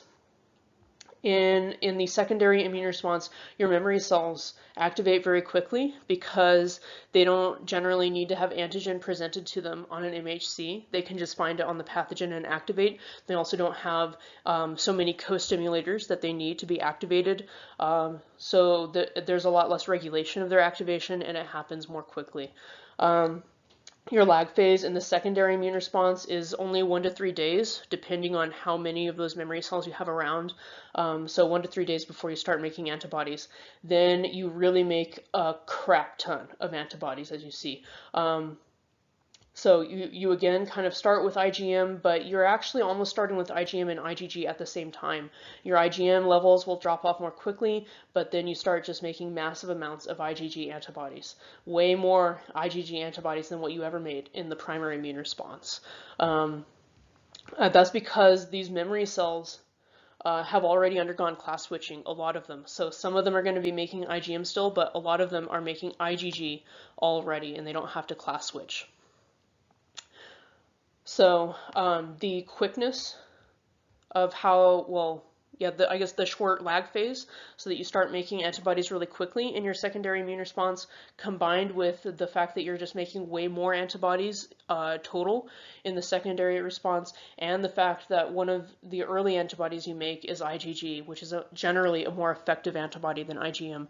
All of those factors make your secondary immune response much stronger, much more effective at combating a pathogen. Especially for things like bacteria, a lot of bacterial species, not all of them, but a lot of them divide very rapidly. So if you've waited a day, you could be doubling the population of bacteria in your body, actually multiple times. So shaving off a few days on how quickly you're able to make antibodies, that can really make a huge difference. So now we'll talk about immunizations. You have two types of immunity, of antibody-based immunity, active and passive. Well, I guess there's natural and kind of artificial ways to get active and passive humoral immunity. In your active immunity, you're always making antibodies. So here you have a plasma cell making antibodies. It's shown having a lot of rough endoplasmic reticulum because antibodies are proteins and you need that rough ER to make protein. So these plasma cells are making antibodies, and you're getting the antibodies because you have actively made them. That's what makes it active immunity. You could get that naturally by being exposed to a pathogen, by getting sick and having a primary immune response, and then after that you get your memory cells that will respond quickly and give you lasting immunity. Or you could get that artificially by getting a vaccination. A vaccination will trigger a primary immune response even though you didn't really get sick with the pathogen, so that you get your memory cells and you have lasting protection. The secondary immune response, which is what would happen if you got reinfected with the pathogen, you are actually infected. It's not like you're immune. You are infected with the pathogen. It's just that it's not able to really establish itself or even necessarily cause symptoms because your immune system responds so quickly and so strongly to kill it. You could also have passive immunity. That's where you just get antibodies. You're not actually making them, but you get them somehow. That happens naturally when you have IgG antibodies crossing from the mother into the fetus, crossing the placenta into the fetus's circulation. Also, once an infant is born, antibodies will be secreted into breast milk, and so that the new baby will get antibodies that way. An infant actually doesn't have a fully developed immune system yet, and so it's not able to protect itself or make its own antibodies right away. It would get them from the mother through breast milk. That's passive immunity. You could also get passive immunity artificially if you've directly injected antibodies into someone. So that's actually something that they talk about, that they're kind of considering for COVID-19, that some people who had been sick with it and had recovered and really ended up with a lot of antibodies in their blood, you could take a sample of their blood and purify out the plasma and purify out the antibodies actually. We'll get rid of the clotting proteins from the plasma and then just be left with, antibodies and everything else that was in there. And then you can inject that into someone who is in a risk group and is sick, and that would actually give them immunity or help their immune system fight the infection. That's also how they help people who are exposed to toxins or venoms. A lot of the time, antivenom is just a solution of antibodies against that venom. The trouble with passive immunity is that since you didn't actually make the antibodies yourself, you don't have memory cells. And since you don't have memory cells, you're not going to respond quickly in the future.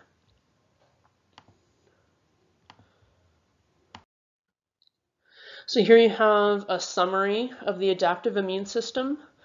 First, these are kind of the different ways that that cytotoxic T cells on the left versus helper T cells on the right are activated.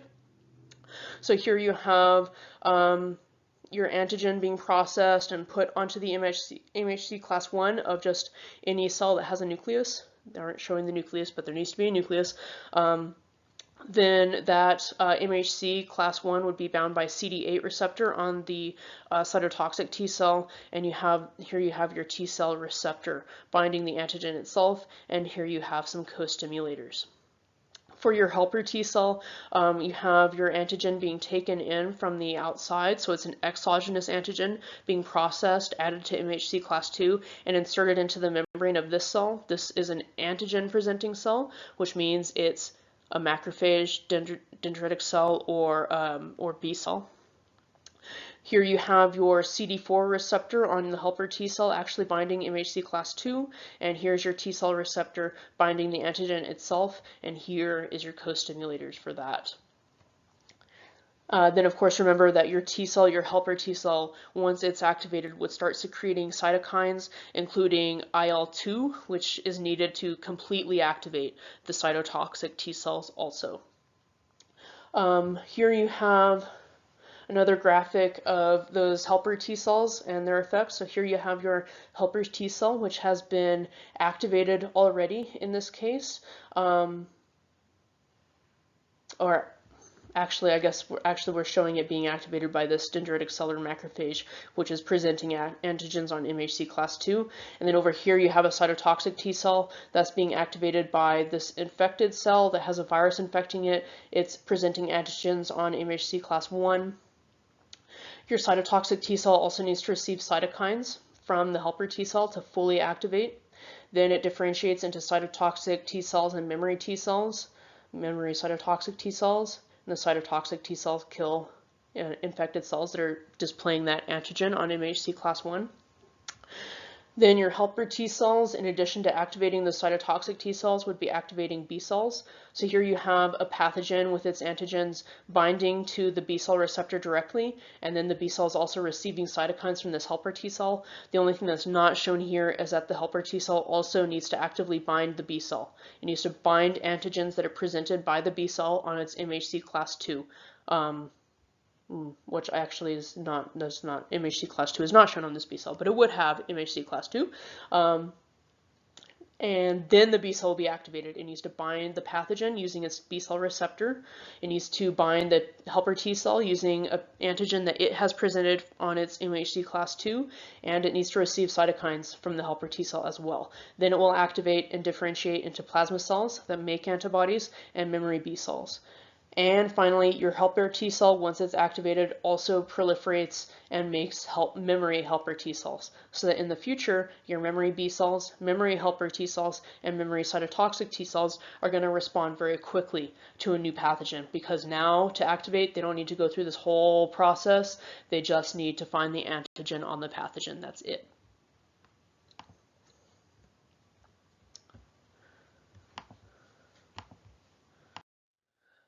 Oh boy, here's another summary. Okay, here we got our macrophage. It is eating some pathogens, and it's going to process those antigens and present them on MHC class II. It's presenting those antigens, in this case, to a helper T cell. And the helper T cell is recognizing the antigen with its T cell receptor. It's also got CD4 in there binding the MHC class II, and here you have some co-stimulators. Once that helper T cell is activated, it will begin proliferating and dividing and differentiating into memory cells and effector helper T cells. Here it's actually showing a couple of different subtypes of helper T cells. Here you have your type 1 helper T cell. Here's your type 2. We're not going to really worry about that difference. This particular helper T cell is releasing cytokines. Here you have some cytokines going to increase the activation of this macrophage so that it phagocytizes pathogens more quickly. Here you have helper T cell cytokines moving over to this cytotoxic T cell and helping to activate it. So the cytotoxic T cell has bound to an antigen presented to it on MHC class I by this cell that's infected. So here you can kind of see the shadow of this pathogen here that is inside of that cell. So that's a cell infected by an intracellular pathogen presenting antigens on MHC class I. You also have CD8 receptor here on the cytotoxic T cell binding to MHC class I. And here you have your cytokines, your IL-2 cytokine coming from the helper T cell to complete the activation of the cytotoxic T cell. Then the cytotoxic T cell goes on to destroy this infected cell by releasing perforins to create a pore, then injecting enzymes that degrade the contents of the cell. Alternatively, or I shouldn't say alternatively, more like simultaneously at the same time, back to our activated helper T cell. Here we have the second type of that activated helper T cell. It's going to go on and activate some B cells. So here you have a B cell. It has bound an antigen using its B cell receptor, and now it's also processing that antigen and presenting it on MHC class II to this helper T cell, which is binding the antigen on the MHC class II from the B cell using its T cell receptor, and it's also using its CD4 receptor to recognize MHC class II. Here you have co-stimulators again. Always got to have your co-stimulators. Then this helper T cell is also releasing cytokines. That's the IL-4, 5, and 6 to complete the activation of this B cell. And then the B cell will start proliferating and differentiating into memory B cells, which are not shown here, but they are existing. I guess this cytotoxic T cell also would have made some memory B cells. Sorry, memory T cells. Right, but this activated B cell will also be making plasma cells that start then manufacturing antibodies and releasing them. Oh, and one detail that I had missed, this cytokine going back to the macrophage from the activated helper T cell, that is IL-3. Actually, though, you don't need to know the IL-3, IL-2, just know cytokines. Yeah, that's good enough.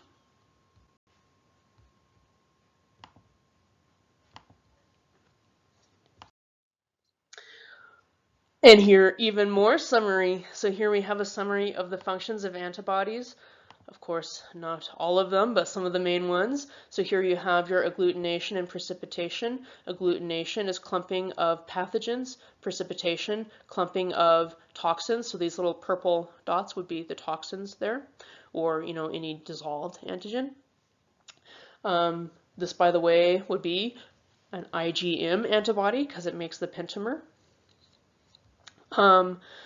Right, and then when you clump these things in that way, it's easier for your macrophages and other phagocytes to phagocytize them and get rid of them. Here you have your antibody activating complement. It actually should be bound to the surface of a pathogen. It should be attached to the antigen on that pathogen when it activates the complement.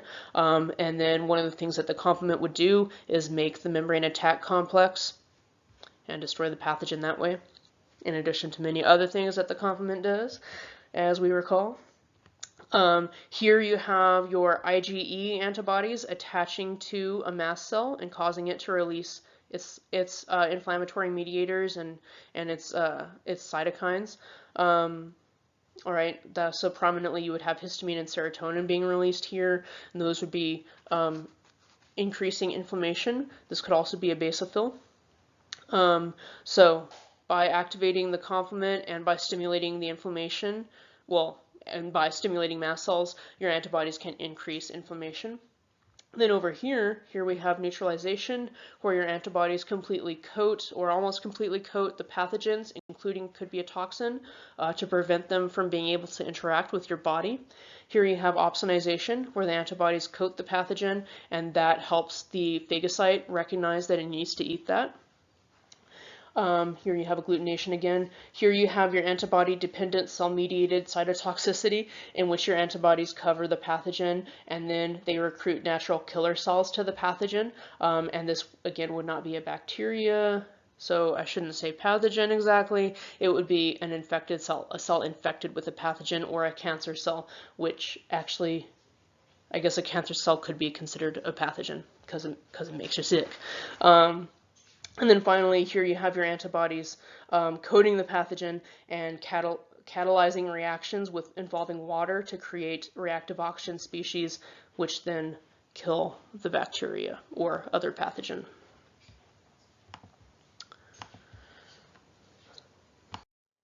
Okay, so now we'll talk more about vaccines. When you vaccinate, you are actually causing the person to have a primary immune response, even though they're not getting sick because they're not infected with the pathogen. Then, as a result of that primary immune response, they make memory cells. Then, if they encounter the pathogen for real, they're going to have a secondary immune response, not a primary immune response. And remember that the secondary response is stronger and faster, and it uses the more effective IgG antibodies because you would have those memory cells, and the memory cells don't have as many requirements that limit their activation. When you get vaccinated, your immunity is going to last as long as those memory cells are alive in your blood. If the memory cells kind of die, then you are not immune anymore, and you would need to be vaccinated again with a booster shot. So in general, memory cells, I mean, they're all supposed to live for a long time, and they all do live for a long time, but they don't all live forever. So to make sure you have immunity that lasts for life, you would need a vaccine that causes a really strong immune response, a really strong primary immune response, so that you make a lot of memory cells, and they will last your whole life. Otherwise, you're going to need boosters. So word to the wise, you guys might need some boosters. One of the great things about vaccines are that they let us not get sick from viruses. In fact, vaccines are probably the best defense that we have right now against viruses. Viruses are pretty tricky to target with drugs. They don't have cells, they don't have metabolism, and they don't have reproduction. Everything that they have or need, they steal from the host cell, which means that if they need some nutrients, they steal it from the host. The host makes the nutrients, not the virus. If they need to reproduce, we actually call that replication, not reproduction, because the virus doesn't do it itself. They use the host cell machinery to replicate themselves. So they don't have any way to make protein. They just have genetic material inside of them. If they inject that into the host cell, then the host cell uses the virus genes to make viral proteins and then assemble new viral particles and release them. So a lot of the time, well, most of the time, your drugs that you would take to combat a pathogen, they're going to be targeting something about that pathogen and blocking it, something that the pathogen needs. It could be something the pathogen needs for its metabolism or for its reproduction, usually. It could be other things, but it usually is one of those two things. You're blocking the pathogen's ability to make nutrients or use nutrients and its ability to reproduce itself. With viruses, the things it uses for those functions are your things. So if you were to block them, you would be blocking your functions in all of your cells, and that would be very bad for you. Which means that is really hard. It's not impossible, but it's hard to make drugs that target viruses that don't harm you. This is kind of a similar problem that we face with cancer and trying to develop cancer drugs. Since cancer cells are so much like your cells, it's really hard to make a drug that will target the cancer cell but not target your cells too. So the result of that means that in general, if someone is sick for a virus and there's not one of those rare antiviral drugs for that virus, you just are doing supportive treatment, basically, to try to keep the patient alive, keep their systems running, and maintaining homeostasis while their own immune system is fighting the virus. And whether they live or die depends on how well their immune system is able to fight the virus and how well you are able to keep them alive in the meantime. So that is what COVID-19 treatment looks like right now. Basically just trying to keep the patient breathing or receiving oxygen while their immune system clears the virus. There's some viruses that do have antiviral drugs. A big one is HIV, which is wonderful, but most viruses don't have antiviral drugs available. So if you get a vaccine for a virus, you can stop a person from getting sick in the first place. You can actually eliminate the disease or the virus that causes the disease entirely if you have enough vaccination in the population. So here you have kind of a table showing some common diseases. You have a vaccine against all of these diseases. Some of them are caused by a virus, some of them are caused by a bacterium. Some of them involve a toxin, actually, like tetanus is based on a toxin. And then in the first column, here, well, okay, the second column technically, you have how many cases per year you would have of that disease in the population in the US before vaccination became common. So as you can see, many cases for all these. Some of these aren't very deadly diseases, like measles really isn't very deadly, but there's so many cases of it every year that actually people would be dying of it every year, commonly. In 2009, after you have had widespread vaccination for these things for many years, these are how many cases that we're left with. So as you notice, some of them were like completely eliminated or almost eliminated. And here you have the percent reduction in annual cases for that disease from before vaccines to after vaccines. So as you can see, vaccines are amazing.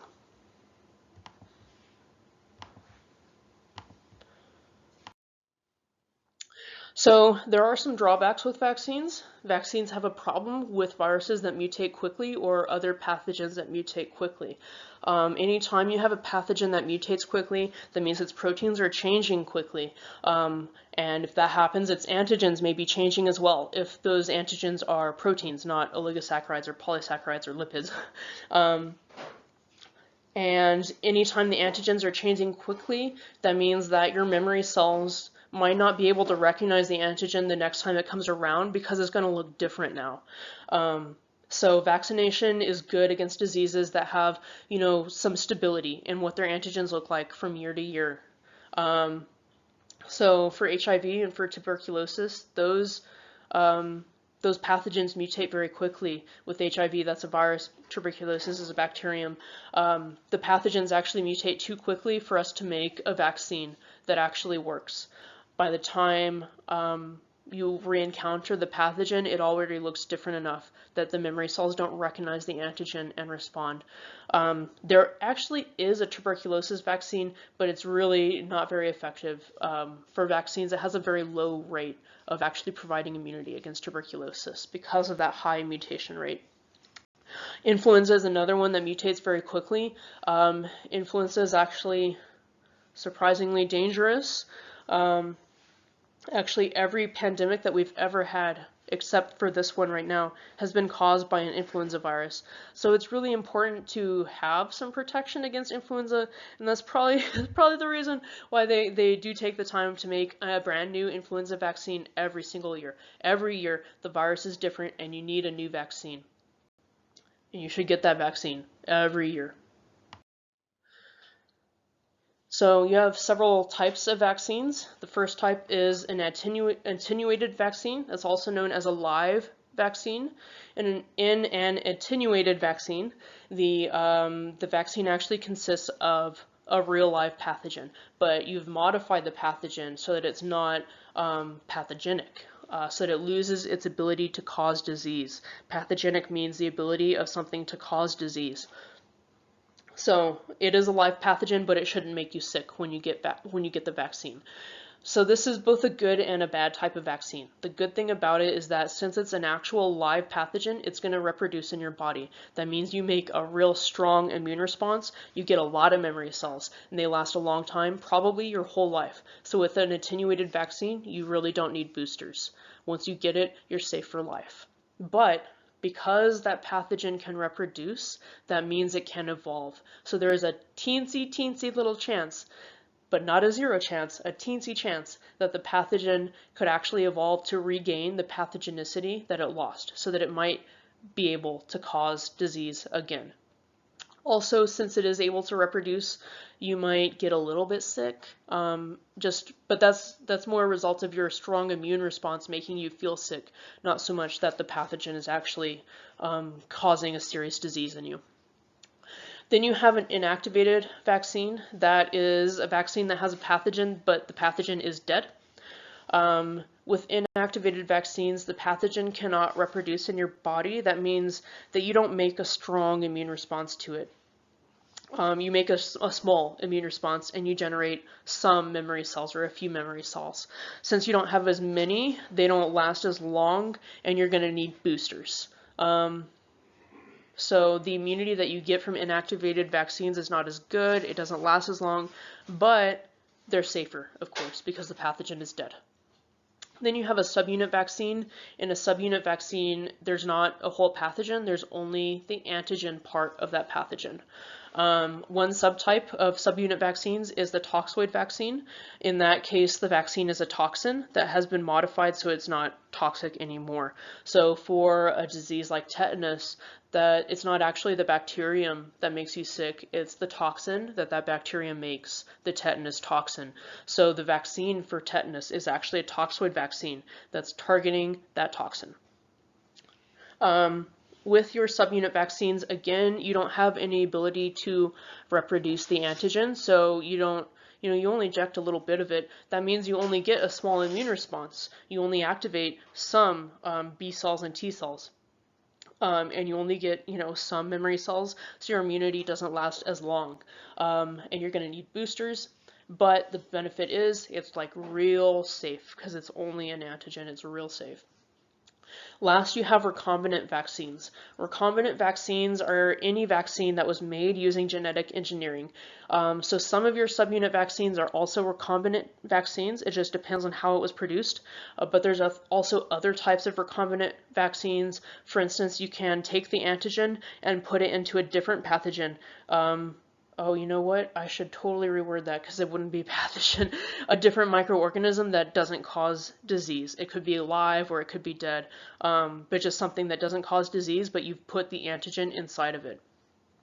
So the benefit of recombinant vaccines is that they should be extremely safe because you can remove every component that would have caused disease and leave behind just the antigen and whatever else you need for the vaccine, but not parts that are actually pathogenic. So it's one of the safest types of vaccines, but it can produce real strong immunity. So if your recombinant vaccine is a subunit vaccine, then it's a subunit vaccine. You need boosters, and the immunity doesn't last very long, but it's real safe.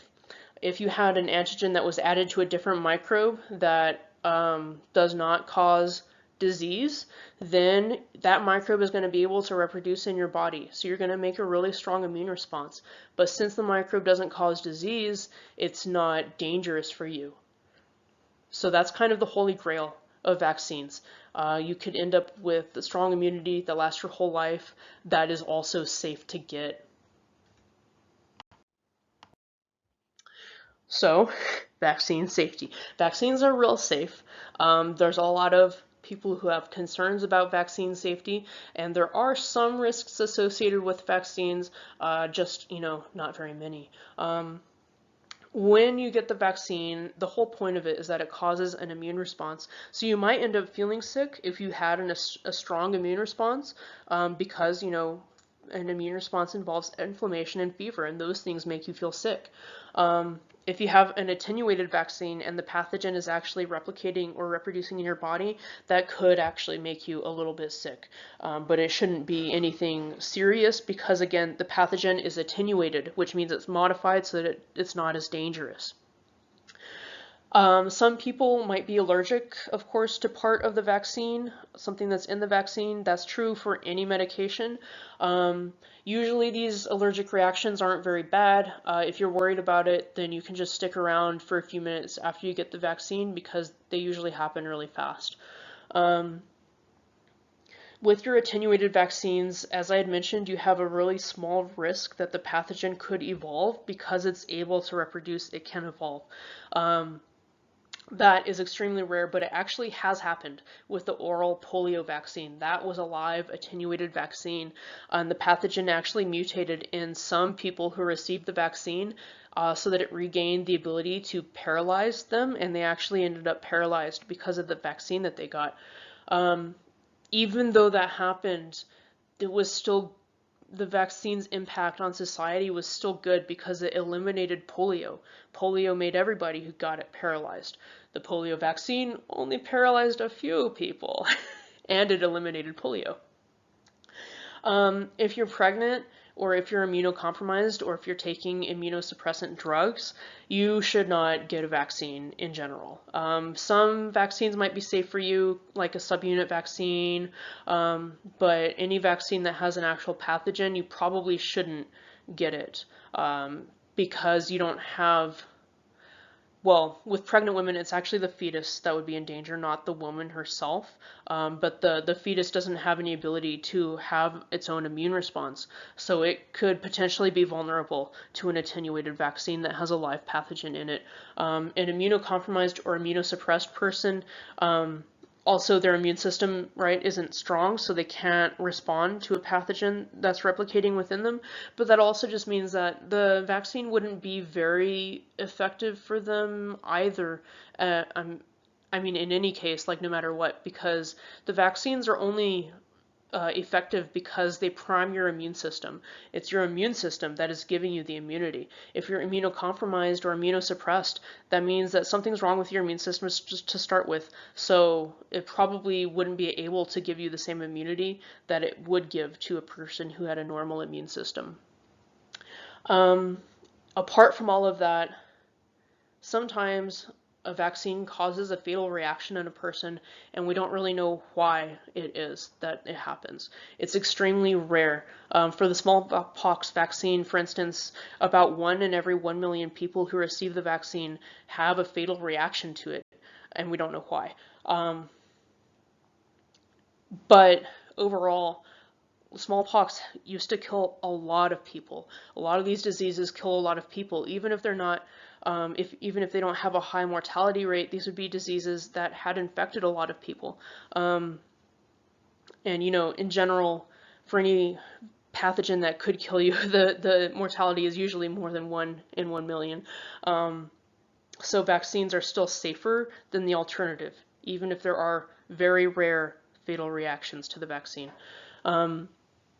It also can be good or reassuring to know that the safety standards for vaccines, for them to be approved by the FDA, are really high, because anytime the FDA is going to approve something as safe, it needs to look at the risks and the benefits. So it needs to look at what are the risks of this treatment and what's the benefit this treatment provides, and what would be the risk to the person if they didn't receive treatment for their condition. For vaccines, you give them to someone who doesn't have a pathogen. They're not sick, they're healthy. That means that it has to be very, very, very safe. In order for you to give them any risk at all, I mean, because the only benefit is a theoretical benefit, but the risk is a really, really, really small real risk. So you have to make sure that the risk is really, really small, or else it doesn't make sense. So we'll go through a couple of the major myths about vaccine safety. The first one is that vaccines have mercury. Mercury is poisonous, so that means vaccines are poisonous. This is not true. Mercury is poisonous, that is true. If you have a concentration of mercury in your blood that is 85 micrograms per liter or higher for a long time, then you can have brain damage as a result of that, which would cause problems with your cognition, with your thinking, and also with your ability to move. But it has to be chronic. If you just have those concentrations for a day, that's not enough. It has to be for a long time to give you the bad effects. Vaccines, it used to be that a lot of them did have mercury. They had a compound called thimerosal that was used to preserve them. That compound has within it ethyl mercury, 25 micrograms of mercury per dose of the vaccine. That format of mercury, ethyl mercury, is actually very quickly eliminated from the body, so it doesn't stick around for a long time. So it's not a lot, and it doesn't last for a long time. It's not enough, it's not nearly enough to actually give you brain damage or anything like it. Not nearly enough. Fish also have mercury. The bigger the fish is, the more mercury it has. And tuna's a real big fish. So an average small can of tuna will have 25 micrograms of mercury also, but in a different format, not ethyl mercury. The type of mercury that tuna have is methyl mercury. Methyl mercury is a lot harder to eliminate. It doesn't leave in the urine as much, and so it sticks around a lot longer in your body. So if you're worried about mercury in vaccines, you really better not be eating fish. But as a result of all these fears about mercury in vaccines, most vaccines have been reformulated so that there's now a thimerosal-free version and there's no mercury in it at all, safe mercury or otherwise. And again, that's not because of actual danger associated with thimerosal, that's because of the paranoia around vaccines and the importance from a public health perspective of making sure that people vaccinate in large numbers. And here's the big one, that vaccines cause autism. Vaccines do not cause autism. There is zero evidence to suggest that vaccines cause autism. They do not cause autism. This all started in 1998 when a doctor named Andrew Wakefield, published a paper in The Lancet.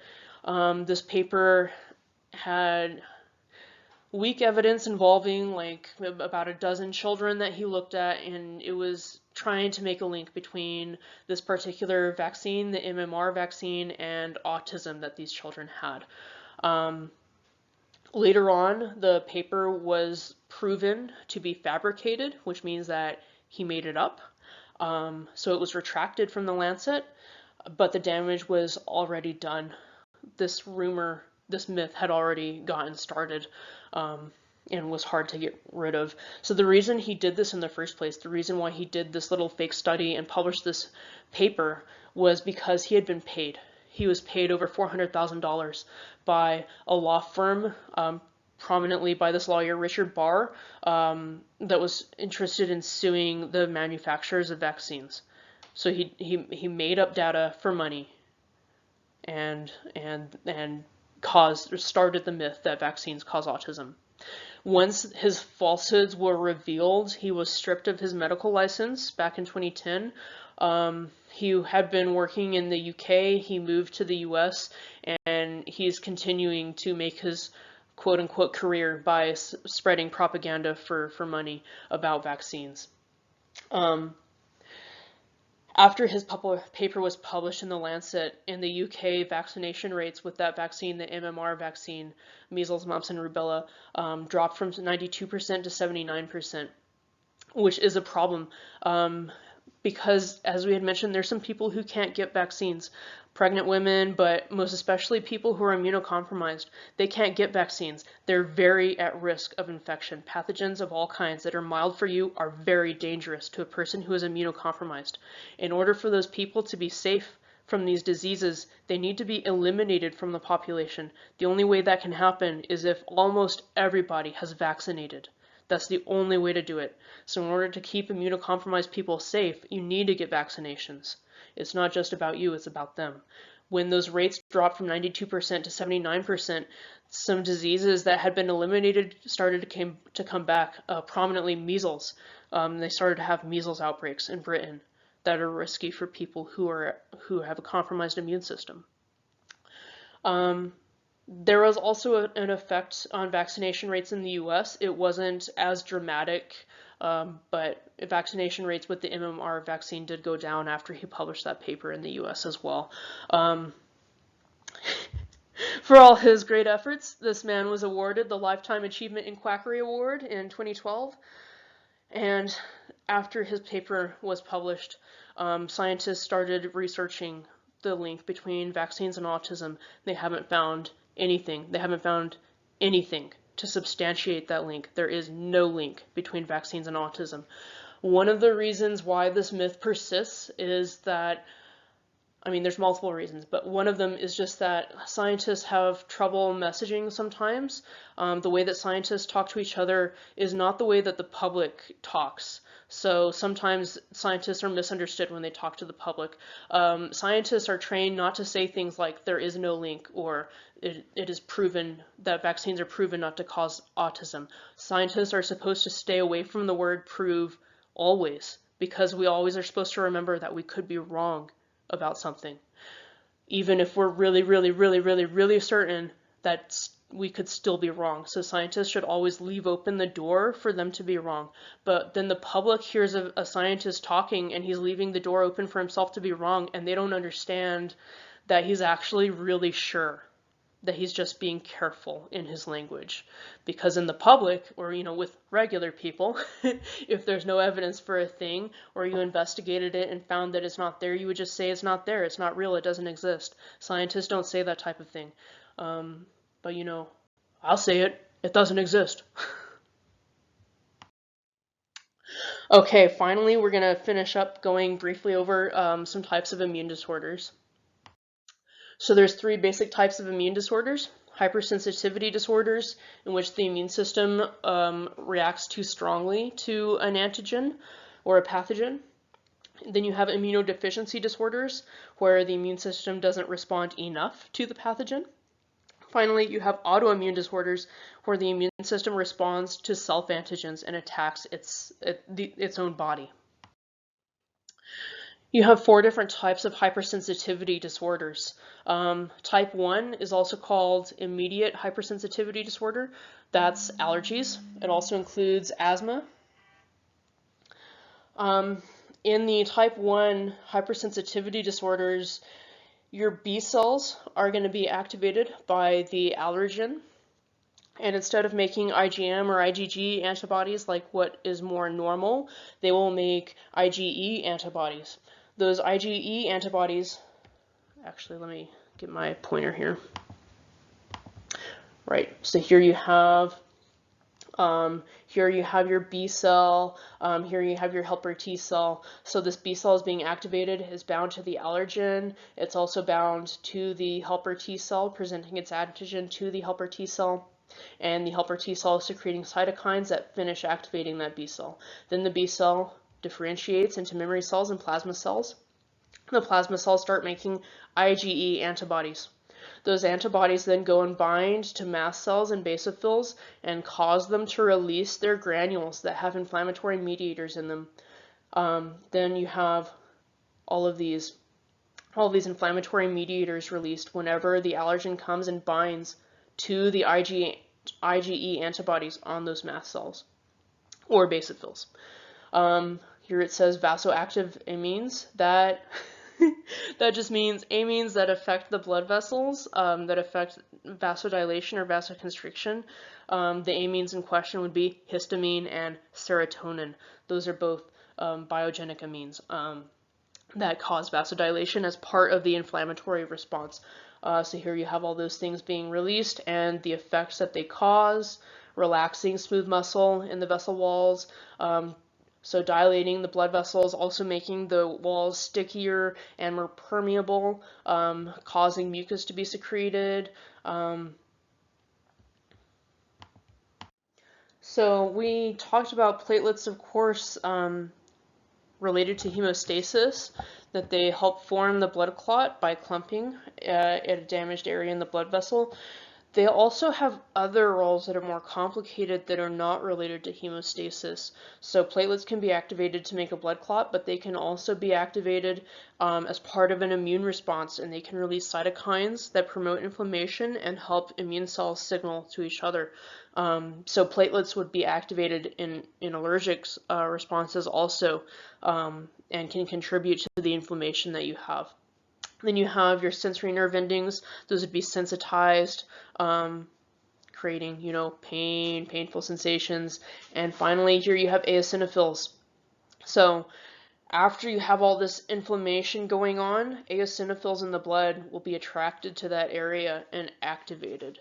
So your first part of the allergic response is kind of these mast cells being activated by IgE antibodies and releasing all their inflammatory mediators. Then you have all this allergy type inflammation, and then in the later phase of your allergies, you'll have eosinophils moving in and releasing their granules to cause further inflammation. This is very similar to what happens in asthma also. Asthma and allergies are actually closely related. Both of them count as type 1 or immediate hypersensitivity disorders. That's the only one that we'll go into kind of more detail with the mechanism of, because allergies are so common, asthma too actually. Then other than that, you have types 2, 3, and 4. Type 2 is antibody-mediated hypersensitivity. In that type, you have antibodies for a foreign antigen that also recognize a self-antigen inappropriately. So they can actually bind to two different antigens. That's more likely if the antigens, well, that would only really happen actually if the antigens are quite similar to each other, which does sometimes happen. As you may remember, the ABO, well, the AB antigens on your blood cells are very similar to some antigens that are displayed on your gut bacteria. So you can have antibodies that actually recognize both. Then you have type 3 or complex mediated hypersensitivity disorders. In that type of disorder, you have antigens that have clumped or been precipitated, and phagocytes aren't able to phagocytize them and clear them. And that is going to cause inflammation wherever that clump gets caught up. The clumps would be generally traveling through your blood, and they would get kind of get stopped up in different places and cause a blockage, causing a lot of inflammation and damage in that area. Then finally, you have delayed type hypersensitivity disorders. They can also be called cell-mediated hypersensitivity disorders. In that type, you have helper T cells that either recruit macrophages or recruit cytotoxic T cells to the area, and you just have a lot of, I guess, extra activity of macrophages or cytotoxic T cells in the area that causes damage. Either you would have too many macrophages recruited, too many cytotoxic T cells recruited, or you would have those cells recruited and activated for too long a time. In general, actually, I guess I didn't mention it, but after your infection has cleared, all of those activated effector T cells that you have, they're supposed to be killed, because, you know, if you don't kill the cytotoxic T cells, like, they're supposed to be only damaging cells that are presenting antigen to them, but I mean, they're killers, so they're going to kill something if there's nothing. And then you have immunodeficiency disorders. There's a bunch of different immunodeficiency disorders. All the time, in immunodeficiencies, you have one or more components of the immune system that isn't present or isn't functioning right, and the immune system, you know, obviously has many different components, but they're all kind of interrelated to each other, and they're all kind of needed to help fully activate each other. They all increase each other's activation. So if you take out one component, you can severely limit a person's ability to mount an effective immune response. You can even completely destroy it if you take out just that right component. All immunodeficiency disorders are either primary or secondary. In a primary immunodeficiency disorder, it's either caused by a genetic mutation or it's caused by problems during early development of the patient. And their immune system just develops incorrectly from the start. In a secondary immunodeficiency disorder, they start out having a complete intact immune system that's functioning right, and then something happens. Maybe they got cancer, maybe they were exposed to toxins, maybe they had bad side effects from a medication, maybe they had some type of physical trauma or a pathogenic infection. Other things, anything that damages part of the immune system could cause a secondary immunodeficiency disorder.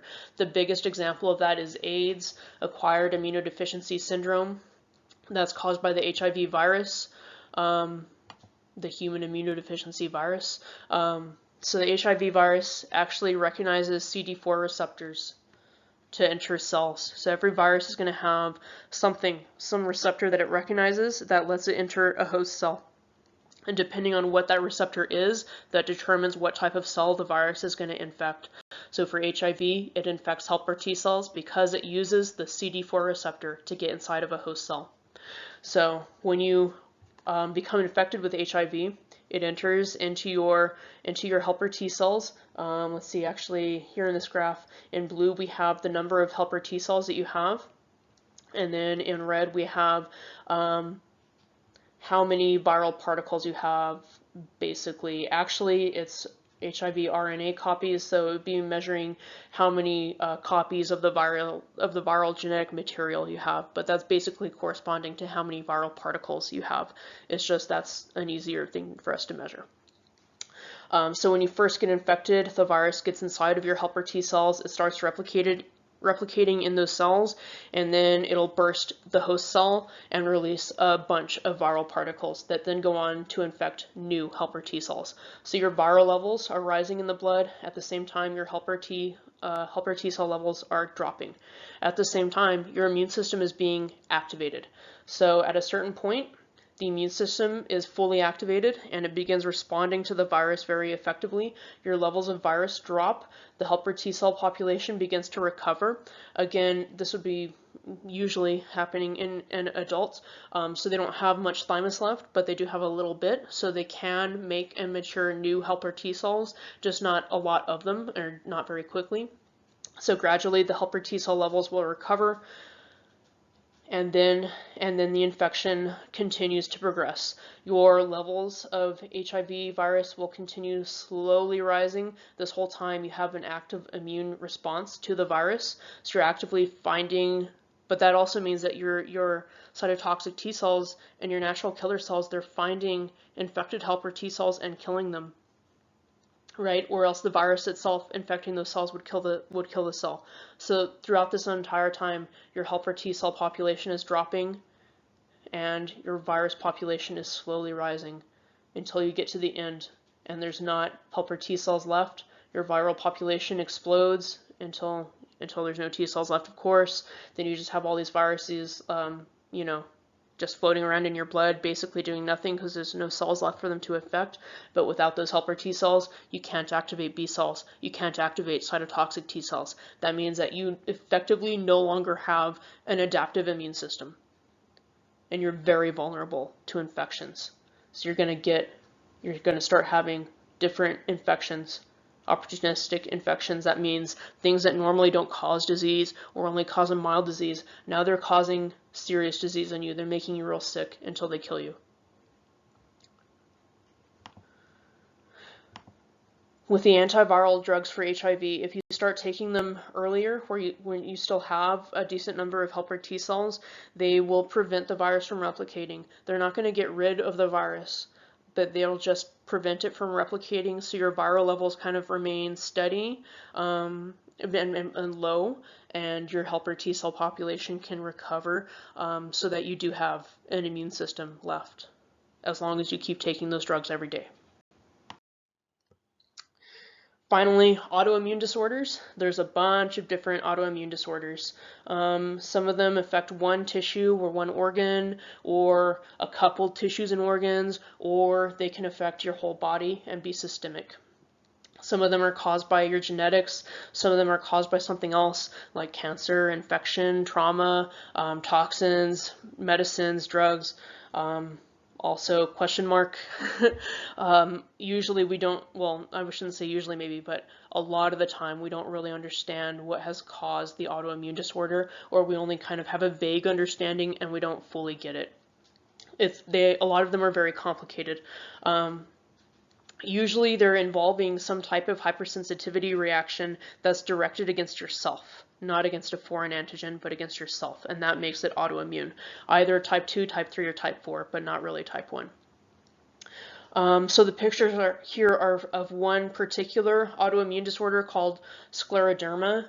This mostly affects the skin. It is not really understood again, but it ends up causing a lot of extra collagen to be deposited in the skin.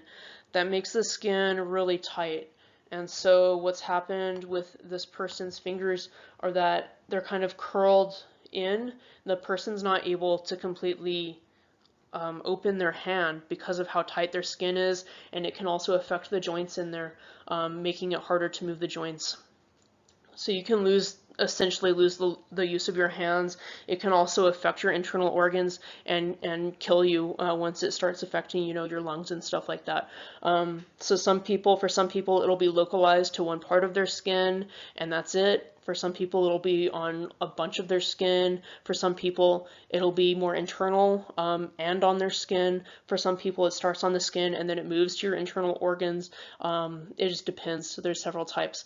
This disease, actually my professor in college has this disease. Well, you know, when I was in graduate school, my professor was diagnosed with this. So his hands kind of look like this now.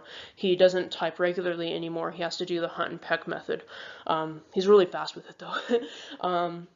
Another thing that can happen as part of scleroderma is, this is a Raynaud's syndrome. It happens when you're exposed to cold So when you are exposed to cold, what should happen is that, as you no doubt know, the sympathetic nervous system causes blood vessels serving the skin to constrict, so you have less blood flow in the skin, and you kind of save your heat on the inside. In Raynaud's syndrome, that just gets way too crazy. You have extreme vasoconstriction in the fingers of the hands, and leads that leads to basically a complete lack of blood flow in those areas. Blood that's already there can get trapped. Your fingers will turn blue once the blood is deoxygenated, and if it is too severe, you can actually end up with necrotic fingers where the tissue is actually dying because it doesn't have oxygen. So this actually happened to my professor when he traveled to a cold city for a conference. It only happened in one of his fingers. It was just on his thumb. He had a black thumb. The doctor called it a hypoxic thumb because it was lacking oxygen. His sympathetic nervous system just really overreacted to the cold because of the scleroderma. Why? No one knows. No one knows, but it happens. And even though he had come back to El Paso and it was warm, his blood vessels still hadn't eased up and dilated. He was having some real troubles, you guys. He needs vasodilators to treat this, to open up his blood vessels, but I guess those are also frequently diverted and abused by people who have erectile dysfunction or, just want the vasodilators anyways. So it's actually crazy hard for him to get those vasodilators, even though he actually needs them. And basically the long-term solution that he was in the position of having to consider was a sympathectomy, which would be a surgical procedure where they actually find the sympathetic postganglionic axons traveling into his fingertips or into his hands and cut them. That way you don't have the ability of those blood vessels to vasoconstrict anymore in response to the nervous system. That would mean that he never has that problem ever again. But of course, it's very risky because you have to have a surgeon cutting the nerves in your hand, and you need to trust that they're going to cut only the sympathetic axons, and they're not going to cut axons that are bringing in sensation from your hand or that are giving motor commands to the muscles that are going to move your fingers and stuff. So he hadn't done it because he was just too worried about his hand ending up numb and paralyzed entirely.